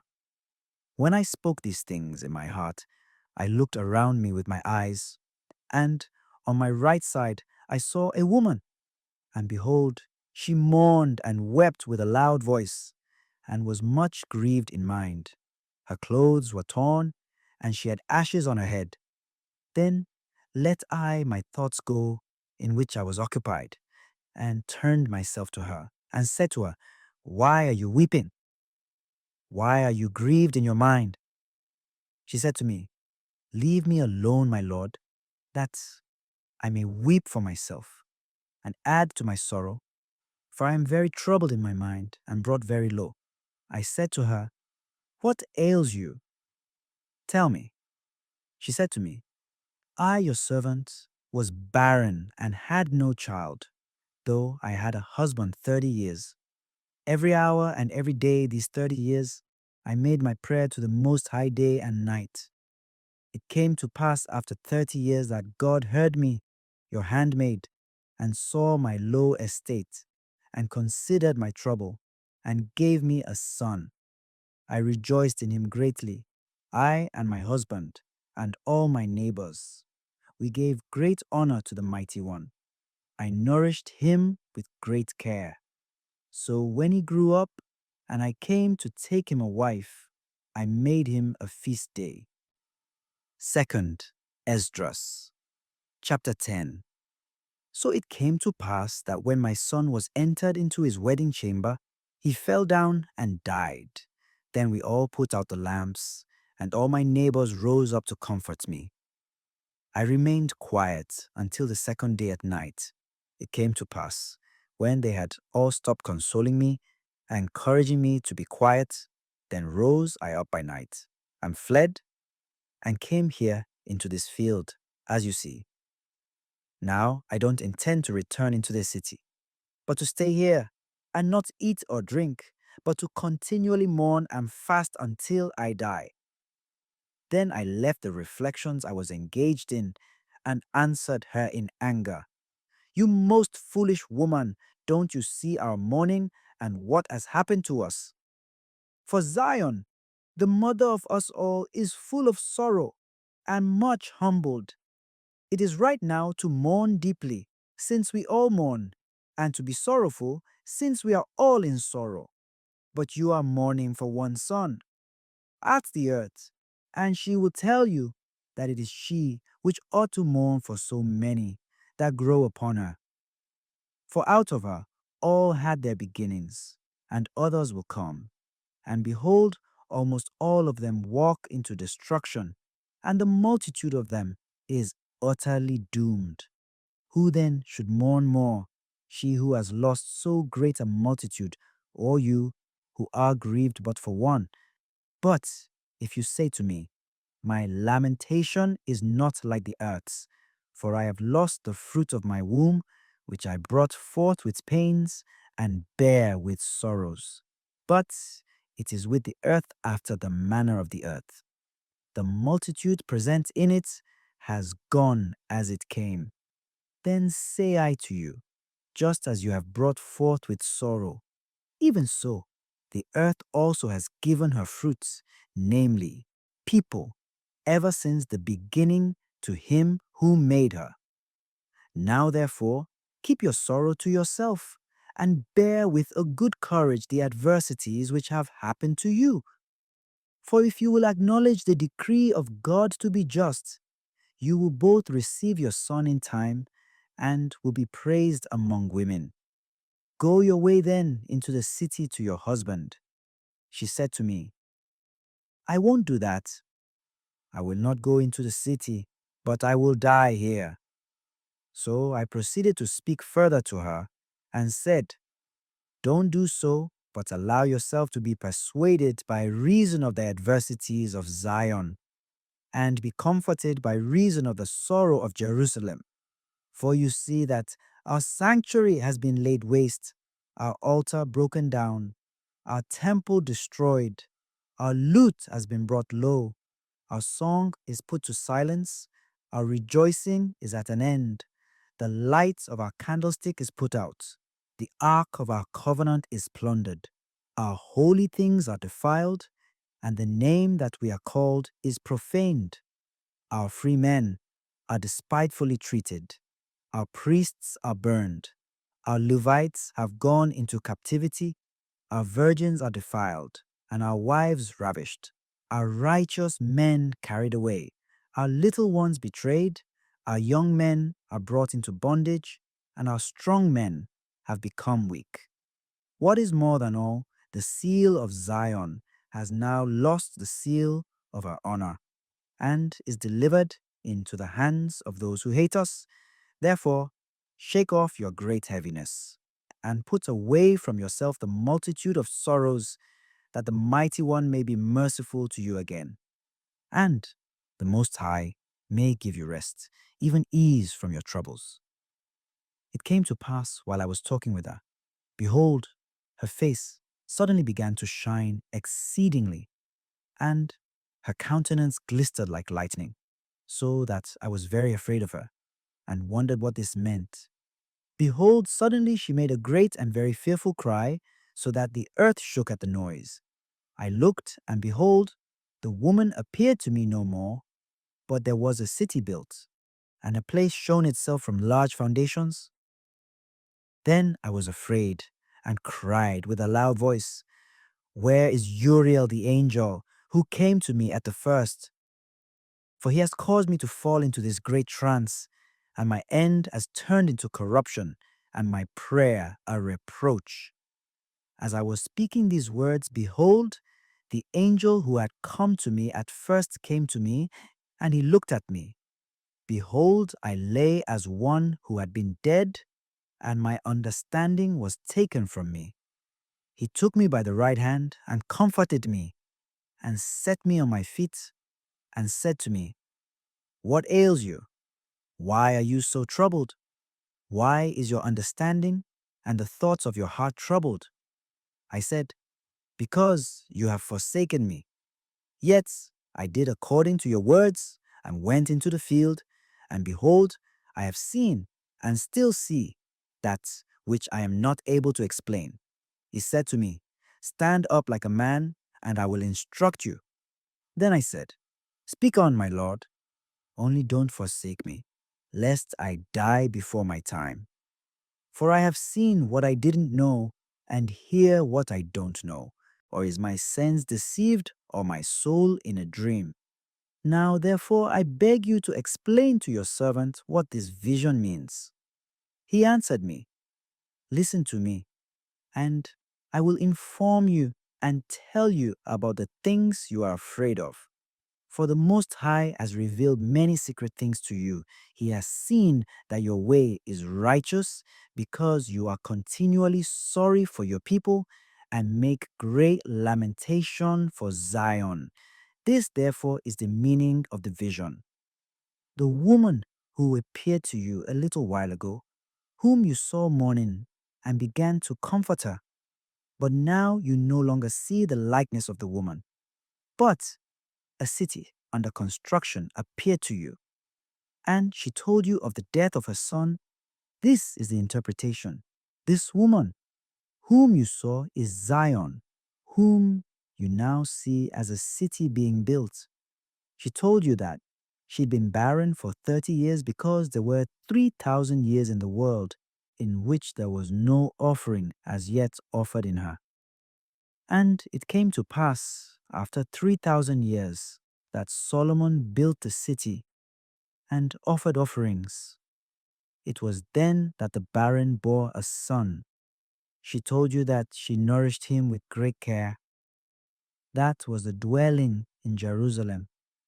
When she said to you, My son died when he entered into his marriage chamber, and that misfortune befell her. This was the destruction that came to Jerusalem. Behold, you saw her likeness, how she mourned for her son, and you began to comfort her for what has happened to her. These were the things to be opened to you. For now the Most High, seeing that you are sincerely grieved and suffer from your whole heart for her, has shown you the brightness of her glory and the attractiveness of her beauty. Therefore, I asked you to remain in the field where no house was built, for I knew that the Most High would show this to you. Therefore, I commanded you to come into the field where no foundation of any building was. For no human construction could stand in the place in which the city of the Most High was to be shown. Therefore, don't be afraid, nor let your heart be terrified, but go your way in and see the beauty and greatness of the building, as much as your eyes are able to see. Then will you hear as much as your ears may comprehend. For you are more blessed than many, and are called by name to be with the Most High like only a few. But tomorrow at night you shall remain here, and so the Most High will show you those visions in dreams of what the Most High will do to those who live on the earth in the last days. So I slept that night, and another, as he commanded me. 2nd Esdras, chapter 11. It came to pass the second night that I saw a dream, and behold, an eagle which had 12 feathered wings and 3 heads came up from the sea. I saw, and behold, she spread her wings over all the earth, and all the winds of heaven blew on her, and the clouds were gathered together against her. I saw, and out of her wings there grew other wings near them, and they became little tiny wings. But her heads were at rest. The head in the middle was larger than the other heads, yet rested it with them. Moreover, I saw, and behold, the eagle flew with her wings to reign over the earth and over those who dwell therein. I saw how all things under heaven were subject to her, and no one spoke against her. No, not one creature on earth. I saw, and behold, the eagle rose on her talons and uttered her voice to her wings, saying, Don't all watch at the same time. Let each one sleep in his own place, and watch in turn, but let the heads be preserved for the last. I saw, and behold, the voice didn't come out of her heads, but from the midst of her body. I counted her wings that were near the others, and behold, there were 8 of them. I saw, and behold, on the right side one wing arose and reigned over all the earth. When it rained, the end of it came, and it disappeared, so that its place appeared no more. The next wing rose up and reigned, and it ruled a long time. It happened that when it rained, its end came also, so that it disappeared, like the first. Behold, a voice came to it, and said, Listen, you who have ruled over the earth all this time, I proclaim this to you, before you disappear, none after you will rule as long as you, not even half as long. Then the third arose and ruled as the others before, and it also disappeared. So it went with all the wings one after another, as everyone ruled, and then disappeared. I saw, and behold, in process of time, the wings that followed were set up on the right side, that they might rule also. Some of them ruled, but in a while they disappeared. Some of them also were set up, but didn't rule. After this, I saw, and behold, the 12 wings disappeared, along with 2 of the little wings. There was no more left on the eagle's body except the 3 heads that rested and 6 little wings. I saw, and behold, 2 little wings divided themselves from the 6 and remained under the head that was on the right side, but 4 remained in their place. I saw, and behold, these underwings planned to set themselves up and to rule. I saw, and behold, there was one set up, but in a while it disappeared. A second also did so, and it disappeared faster than the first. I saw, and behold, the 2 that remained also planned between themselves to reign. While they thought about it, behold, one of the heads that were at rest awakened, the one that was in the middle, for that was greater than the 2 other heads. I saw how it joined the 2 other heads with it. Behold, the head turned with those who were with it, and ate the two on the wings that planned to reign. But this head held the whole earth in possession and ruled over those who dwell in it with much oppression. It had stronger governance over the world than all the wings that had gone before. After this, I saw, and behold, the head also that was in the middle suddenly disappeared, like the wings. But the two heads remained, which also reigned the same way over the earth and over those who dwell in it.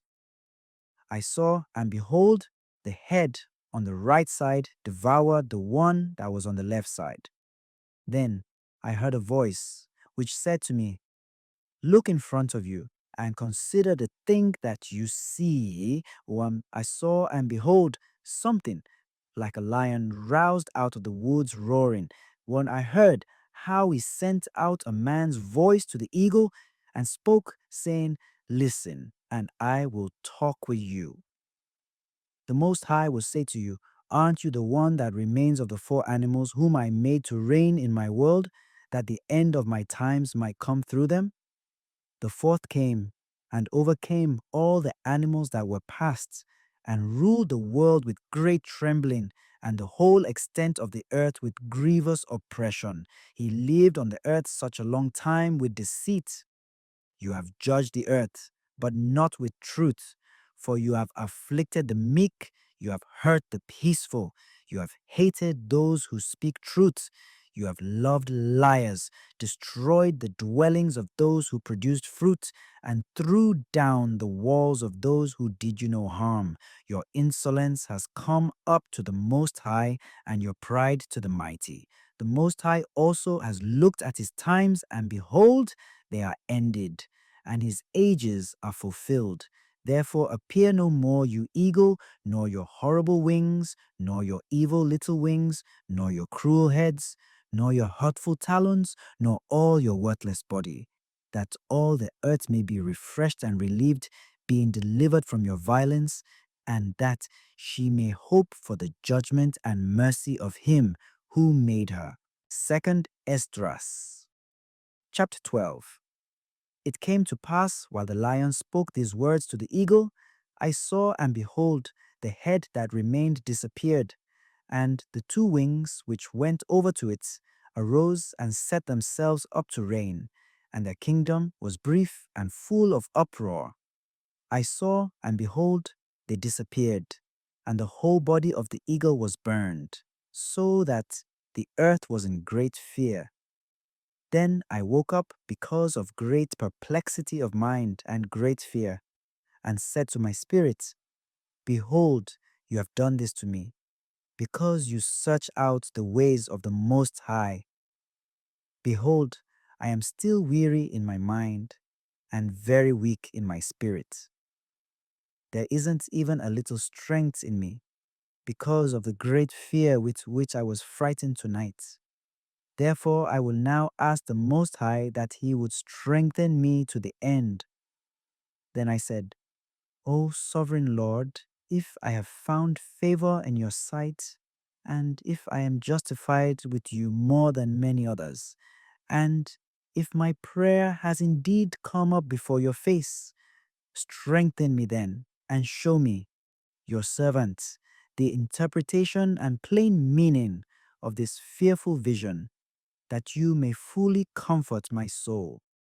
For you have judged me worthy to show me the end of time and the last events of the times." He said to me, "This is the interpretation of this vision which you saw. The eagle, whom you saw come up from the sea, is the fourth kingdom, which appeared in a vision to your brother Daniel. But it was not explained to him, as I now explain it to you or have explained it. Behold, the days come that a kingdom will rise up on earth, and it will be feared more than all the kingdoms that were before it. 12 kings will reign in it, one after another. Of those, the second will begin to reign, and will reign a longer time than others of the 12. This is the interpretation of the 12 wings which you saw. As for when you heard a voice which spoke, not going out from the heads, but from the midst of its body, this is the interpretation, that after the time of that kingdom, there will arise no small contentions, and it will stand in peril of falling. Nevertheless, it won't fall then, but will be restored again to its former power. You saw the 8 underwings stick into her wings. This is the interpretation, that in it 8 kings will arise, whose times will be short and their years swift. 2 of them will perish when the middle time approaches. 4 will be kept for a while until the time of the ending of it will approach, but 2 will be kept to the end. You saw 3 heads resting. This is the interpretation. In its last days, the Most High will raise up 3 kingdoms and renew many things in them. They will rule over the earth and over those who dwell in it with much oppression, more than all those who were before them. Therefore, they are called the heads of the eagle, for these are those who will accomplish her wickedness and who will finish her last actions. You saw that the great head disappeared. It signifies that one of them will die on his bed, and yet with pain. But for the 2 that remained, the sword will devour them. For the sword of the one will devour him that was with him, but he will also fall by the sword in the last days.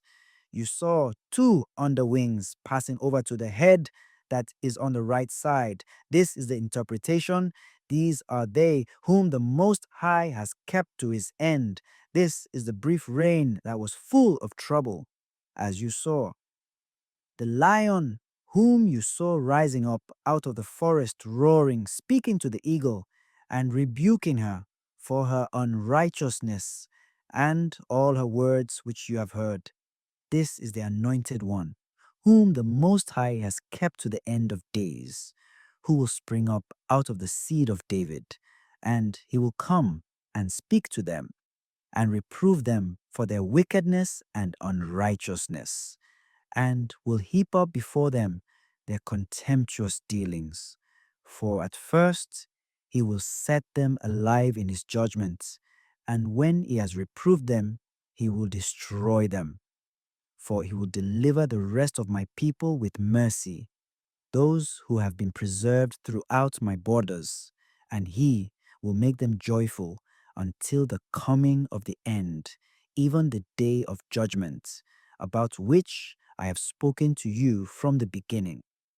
This is the dream that you saw, and this is its interpretation.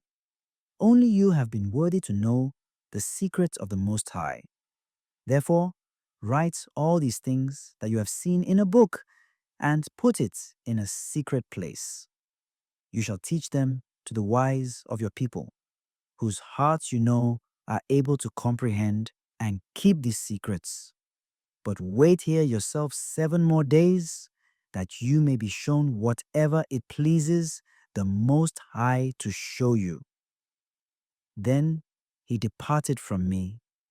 It came to pass, when all the people saw that the 7 days were past, and I had not come again into the city, they all gathered together, from the least to the greatest, and came to me and spoke to me, saying, How have we offended you? What evil have we done against you, that you have utterly forsaken us and sit in this place? For of all the prophets, only you are left to us, like a cluster of the vintage, and like a lamp in a dark place, and like a harbor for a ship saved from the tempest. Aren't the evils which have come to us sufficient? If you will forsake us, how much better had it been for us if we also had been consumed in the burning of Zion, for we are not better than those who died there. Then they wept with a loud voice. I answered them, Take courage, O Israel. Don't be sorrowful, you house of Jacob, for the Most High remembers you. The Mighty has not forgotten you forever. As for me, I have not forsaken you. I haven't departed from you. But I have come into this place to pray for the desolation of Zion, and that I might seek mercy for the humiliation of your sanctuary. Now go your way, every man to his own house, and after these days I will come to you." So the people went their way into the city, as I told them to do. But I sat in the field 7 days, as the angel commanded me. In those days I ate only of the flowers of the field, and my food was from plants. Esdras 2. Chapter 13. It came to pass after 7 days, I dreamed a dream by night. Behold, a wind arose from the sea that moved all its waves. I saw, and behold, this wind caused to come up from the midst of the sea something like the appearance of a man. I saw, and behold, that man flew with the clouds of heaven. When he turned his face to look, everything that he saw trembled. Whenever the voice went out of his mouth, all who heard his voice melted, like a wax melts when it feels the fire. After this, I saw, and behold, an innumerable multitude of people was gathered together from the four winds of heaven to make war against the man who came out of the sea. I saw, and behold, he carved himself a great mountain and flew up onto it. I tried to see the region or place from which the mountain was carved, and I couldn't. After this, I saw, and behold, all those who were gathered together to fight against him were very afraid, and yet they dared to fight. Behold, as he saw the assault of the multitude that came, he didn't lift up his hand, or hold a spear or any weapon of war, but I saw only how he sent out of his mouth something like a flood of fire, and out of his lips a flaming breath, and out of his tongue he shot out a storm of sparks. These were all mixed together, the flood of fire, the flaming breath, and the great storm, and fell upon the assault of the multitude which was prepared to fight, and burned up every one of them, so that all of a sudden an innumerable multitude was seen to be nothing but dust of ashes and smell of smoke. When I saw this, I was amazed. Afterward, I saw the same man come down from the mountain and call to himself another multitude, which was peaceful. Many people came to him. Some of them were glad, some were sorry, some of them were bound, and some others brought some of those as offerings. Then, through great fear, I woke up and prayed to the Most High and said, "You have shown your servant these wonders from the beginning, and have counted me worthy that you should receive my prayer. Now show me also the interpretation of this dream. For as I conceive in my understanding, woe to those who will be left in those days, much more woe to those who are not left. For those who were not left will be in heaviness, understanding the things that are laid up in the latter days, but not attaining to them. But woe to them also who are left, because they will see great perils and much distress, like these dreams declare. Yet is it better for one to be in peril and to come into these things, than to pass away as a cloud out of the world, and not to see the things that will happen in the last days?" He answered me, "I will tell you the interpretation of the vision, and I will also open to you the things about which you mentioned. You have spoken of those who are left behind. This is the interpretation. He that will endure the peril in that time will protect those who fall into danger, even those who have works and faith toward the Almighty. Know therefore that those who are left behind are more blessed than those who are dead." These are the interpretations of the vision. Whereas you saw a man coming up from the midst of the sea, this is he whom the Most High has been keeping for many ages, who by his own self will deliver his creation. He will direct those who are left behind. Whereas you saw that out of his mouth came wind, fire, and storm, and whereas he held neither spear nor any weapon of war, but destroyed the assault of that multitude which came to fight against him. This is the interpretation. Behold, the days come when the Most High will begin to deliver those who are on the earth.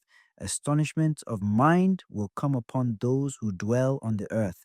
One will plan to make war against another, city against city, place against place, people against people, and kingdom against kingdom. It will be when these things come to pass and the signs happen which I showed you before, then my Son will be revealed, whom you saw as a man ascending.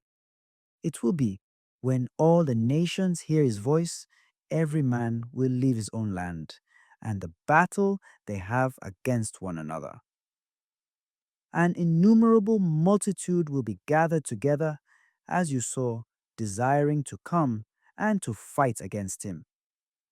But he will stand on the top of Mount Zion. Zion will come and will be shown to all men, being prepared and built, like you saw the mountain carved without hands. My Son will rebuke the nations which have come for their wickedness, with plagues that are like a storm, and will rebuke them to their face with their evil thoughts, and the torments with which they will be tormented, which are like a flame. He will destroy them without labor by the law which is like fire, whereas you saw that he gathered to himself another multitude that was peaceful. These are the 10 tribes which were led away out of their own land in the time of Hosea the king, whom Salmanasar, the king of the Assyrians, led away captive, and he carried them beyond the river, and they were taken into another land. But they made this plan among themselves, that they would leave the multitude of the heathen and go out into a more distant region where mankind had never lived, that there they might keep their statutes which they had not kept in their own land. They entered by the narrow passages of the river Euphrates. For the Most High then did signs for them, and stopped the springs of the river until they had passed over. For through that country there was a long way to go, namely of a year and a half.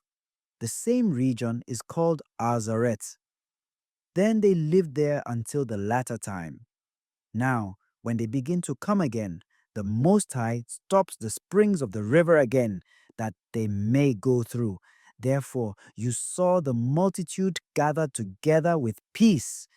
But those who are left behind of your people are those who are found within my holy border.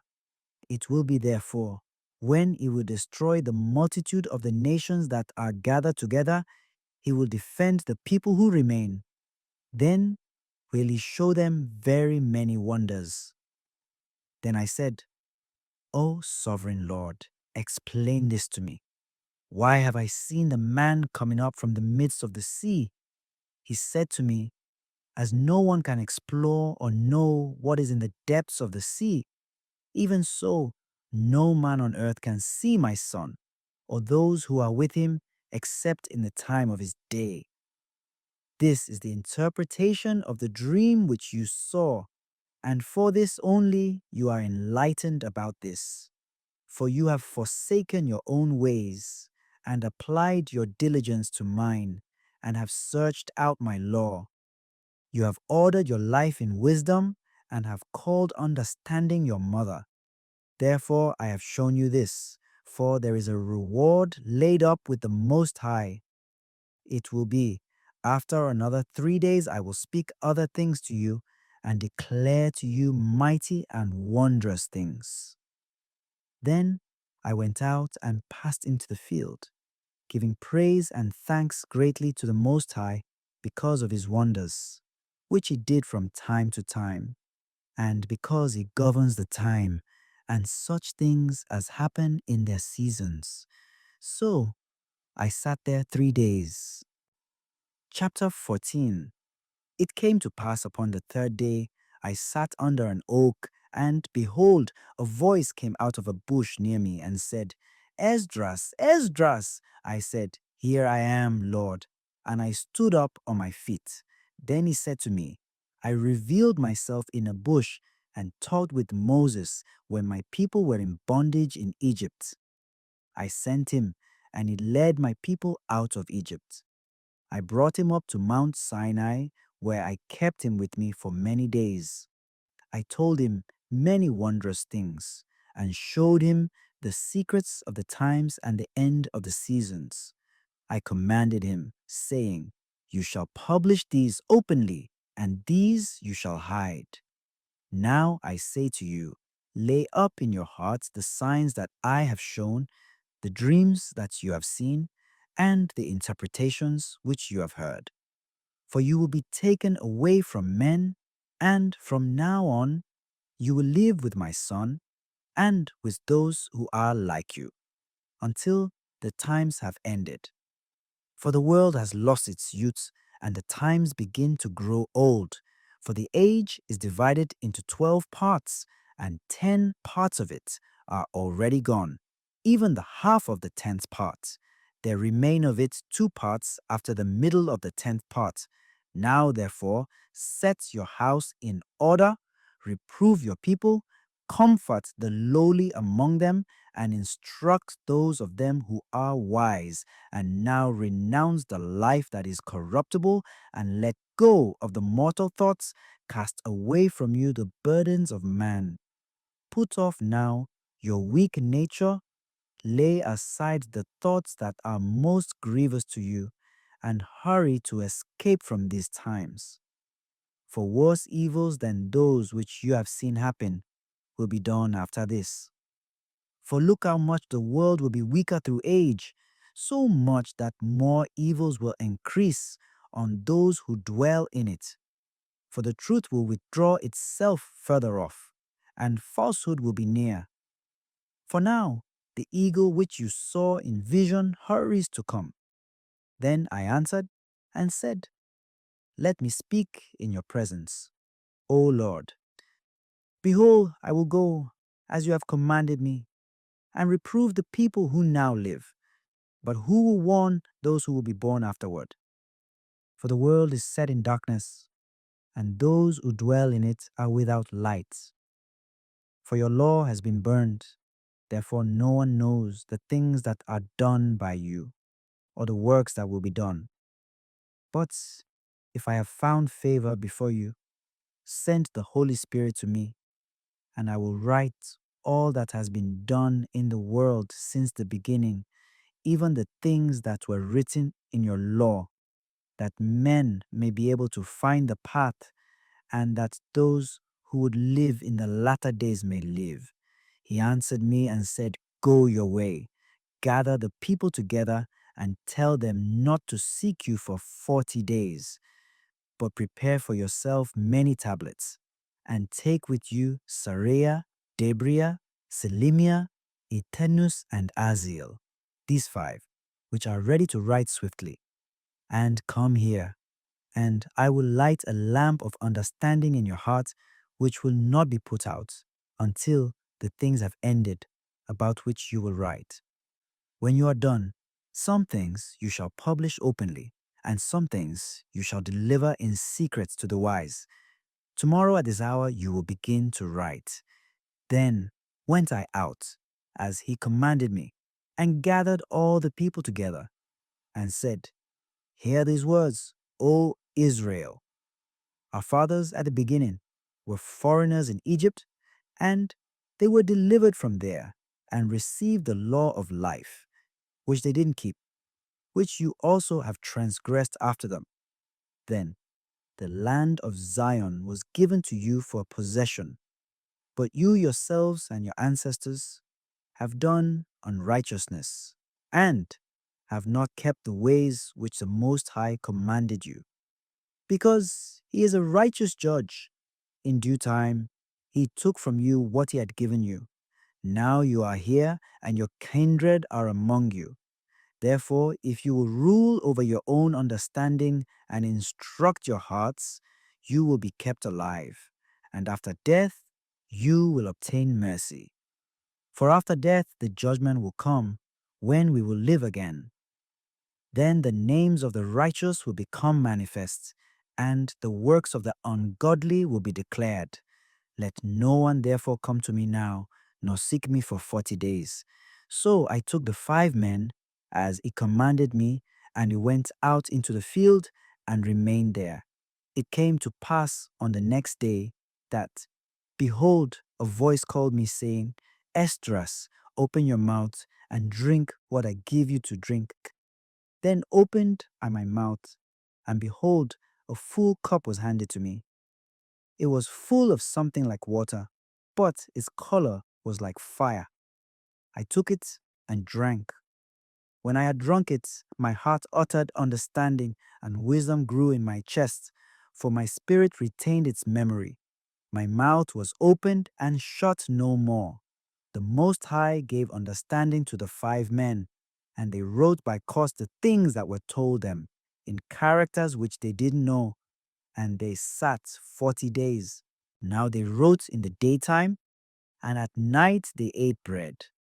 As for me, I spoke in the day, and by night I didn't hold my tongue. So in 40 days, 94 books were written. It came to pass, when the 40 days were fulfilled, that the Most High spoke to me, saying, The first books that you have written, publish openly, and let the worthy and unworthy read them, but keep the last 70, that you may deliver them to those who are wise among your people. For in them is the spring of understanding, the fountain of wisdom, and the stream of knowledge. I did so. Chapter 15. Behold, speak in the ears of my people the words of prophecy, which I will put in your mouth, says the Lord. Cause them to be written on paper, for they are faithful and true. Don't be afraid of their plots against you. Don't let the unbelief of those who speak against you trouble you, for all the unbelievers will die in their unbelief. Behold, says the Lord, I bring evils on the whole earth, sword, famine, death, and destruction. For wickedness has prevailed over every land, and their hurtful works have reached their limit. Therefore, says the Lord, I will hold my peace no more concerning their wickedness which they profanely commit, neither will I tolerate them in these things which they wickedly practice.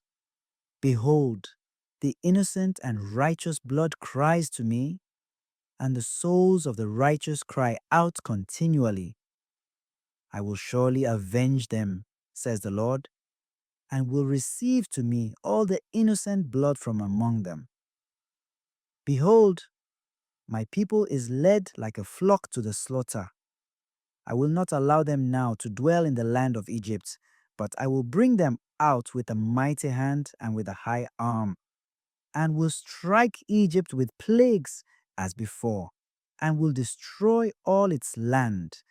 Let Egypt and its foundations mourn, for the plague of the chastisement and the punishment that God will bring upon it. Let the farmers that till the ground mourn, for their seeds will fail, and their trees will be ruined through the blight and hail, and a terrible tempest. Woe to the world and those who dwell in it, for the sword and their destruction draws near, and nation will rise up against nation to battle with weapons in their hands. For there will be sedition among men, and growing strong against one another. In their might, they won't respect their king or the chief of their great ones. For a man will desire to go into a city and will not be able. For because of their pride, the cities will be troubled, the houses will be destroyed, and men will be afraid. A man will have no pity on his neighbors, but will assault their houses with the sword and plunder their goods because of the lack of bread and for great suffering.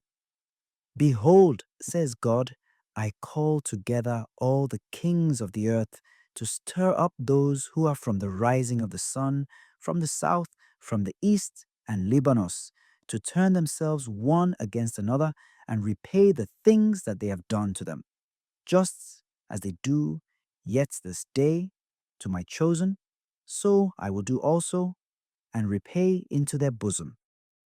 The Lord God says, my right hand won't spare the sinners, and my sword won't cease over those who shed innocent blood on the earth. A fire has gone out from his wrath, and has consumed the foundations of the earth and the sinners, like burnt straw. Woe to those who sin and don't keep my commandments, says the Lord. I will not spare them. Go your way, you rebellious children. Don't defile my sanctuary. For the Lord knows all those who trespass against him. Therefore, he will deliver them to death and destruction. For now, evils have come upon the whole earth, and you will remain in them. For God will not deliver you, because you have sinned against him. Behold, a horrible sight appearing from the east. The nations of the dragons of Arabia will come out with many chariots. From the day that they set out, their hissing is carried over the earth, so that all those who will hear them may also fear and tremble. Also, the Carmonians, raging in wrath, will go out like the wild boars of the forest. They will come with great power and join battle with them, and will devastate a portion of the land of the Assyrians with their teeth. Then the dragons will have the upper hand, remembering their nature. If they will turn themselves, conspiring together in great power to persecute them, then these will be troubled and keep silence through their power, and will turn and flee. From the land of the Assyrians, an enemy in ambush will attack them and destroy one of them. Upon their army will be fear and trembling, and indecision upon their kings. Behold, clouds from the east and from the north to the south. They are very horrible to look at, full of wrath and storm. They will clash against one another. They will pour out a heavy storm on the earth, even their own storm. There will be blood from the sword to the horse's belly, and to the thigh of man, and to the camel's hock. There will be fearfulness and great trembling upon earth. They who see that wrath will be afraid, and trembling will seize them. After this, great storms will be stirred up from the south, from the north, and another part from the west. Chapter 16. Woe to you, Babylon and Asia! Woe to you, Egypt and Syria! Put on sackcloth and garments of goat's hair, wail for your children, and lament, for your destruction is at hand. A sword has been sent upon you, and who is there to turn it back? A fire has been sent upon you, and who is there to quench it? Calamities are sent upon you, and who is there to drive them away? Can one drive away a hungry lion in the forest? Can one quench a fire in stubble once it has begun to burn? Can one turn back an arrow that is shot by a strong archer? The Lord God sends the calamities, and who will drive them away? A fire will go out from his wrath, and who may quench it? He will flash lightning, and who will not fear? He will thunder, and who wouldn't tremble? The Lord will threaten, and who will not be utterly broken in pieces at his presence? The earth and its foundations quake. The sea rises up with waves from the deep, and its waves will be troubled, along with the fish in them, at the presence of the Lord and before the glory of his power. For his right hand that bends the bow is strong. His arrows that he shoots are sharp and will not miss when they begin to be shot into the ends of the world. Behold, The calamities are sent out and will not return again until they come upon the earth. The fire is kindled and will not be put out until it consumes the foundations of the earth. Just as an arrow which is shot by a mighty archer doesn't return backward, even so the calamities that are sent out upon earth won't return again. Woe is me! Woe is me! Who will deliver me in those days? The beginning of sorrows. When there will be great mourning, the beginning of famine, and many will perish, the beginning of wars, and the powers will stand in fear, the beginning of calamities, and all will tremble. What will they do when the calamities come? Behold, famine and plague, suffering and anguish. They are sent as scourges for correction. But for all these things, they will not turn them from their wickedness, nor be always mindful of the scourges. Behold, food will be so cheap on earth that they will think themselves to be in good condition, and even then calamities will grow on earth, sword, famine, and great confusion. For many of those who dwell on earth will perish of famine, and others who escape the famine, the sword will destroy. The dead will be cast out like dung, and there will be no one to comfort them. For the earth will be left desolate, and its cities will be cast down. There will be no farmer left to cultivate the earth or to sow it. The trees will give fruit, but who will gather it? The grapes will ripen, but who will tread them? For in all places there will be a great solitude. For one man will desire to see another, or to hear his voice. For of a city there will be 10 left, and 2 of the field, who have hidden themselves in the thick groves and in the clefts of the rocks. As in an orchard of olives upon every tree there may be left 3 or 4 olives, or as when a vineyard is gathered, there are some clusters left by those who diligently search through the vineyard. Even so, in those days, there will be 3 or 4 left by those who search their houses with the sword. The earth will be left desolate, and its fields will be for briars, and its roads and all her paths will grow thorns, because no sheep will pass along them. The virgins will mourn, having no bridegrooms. The women will mourn, having no husbands. Their daughters will mourn, having no helpers. Their bridegrooms will be destroyed in the wars, and their husbands will perish of famine. Hear now these things and understand them, you servants of the Lord. Behold the Lord's word, receive it. Don't doubt the things about which the Lord speaks. Behold, the calamities draw near and are not delayed. Just as a woman with child in the 9th month, when the hour of her delivery draws near, within 2 or 3 hours, great pains surround her womb, and when the child comes out from the womb, there will be no waiting for a moment. Even so, the calamities won't delay coming upon the earth. The world will groan, and sorrows will seize it on every side. O my people, hear my word, prepare for battle, and in those calamities be like strangers on the earth. He who sells, let him be as he who flees away, and he who buys as one who will lose. Let he who does business be as he who has no profit by it, and he who builds as he who won't dwell in it, and he who sows as if he wouldn't reap. So also he who prunes the vines, as he who won't gather the grapes. Those who marry, as those who will have no children, and those who don't marry, as the widowed. Because of this, those who labor in vain, for foreigners will reap their fruits, plunder their goods, overthrow their houses, and take their children captive. For in captivity and famine they will conceive their children. Those who conduct business do so only to be plundered. The more they adorn their cities, their houses, their possessions, and their own persons, the more I will hate them for their sins, says the Lord.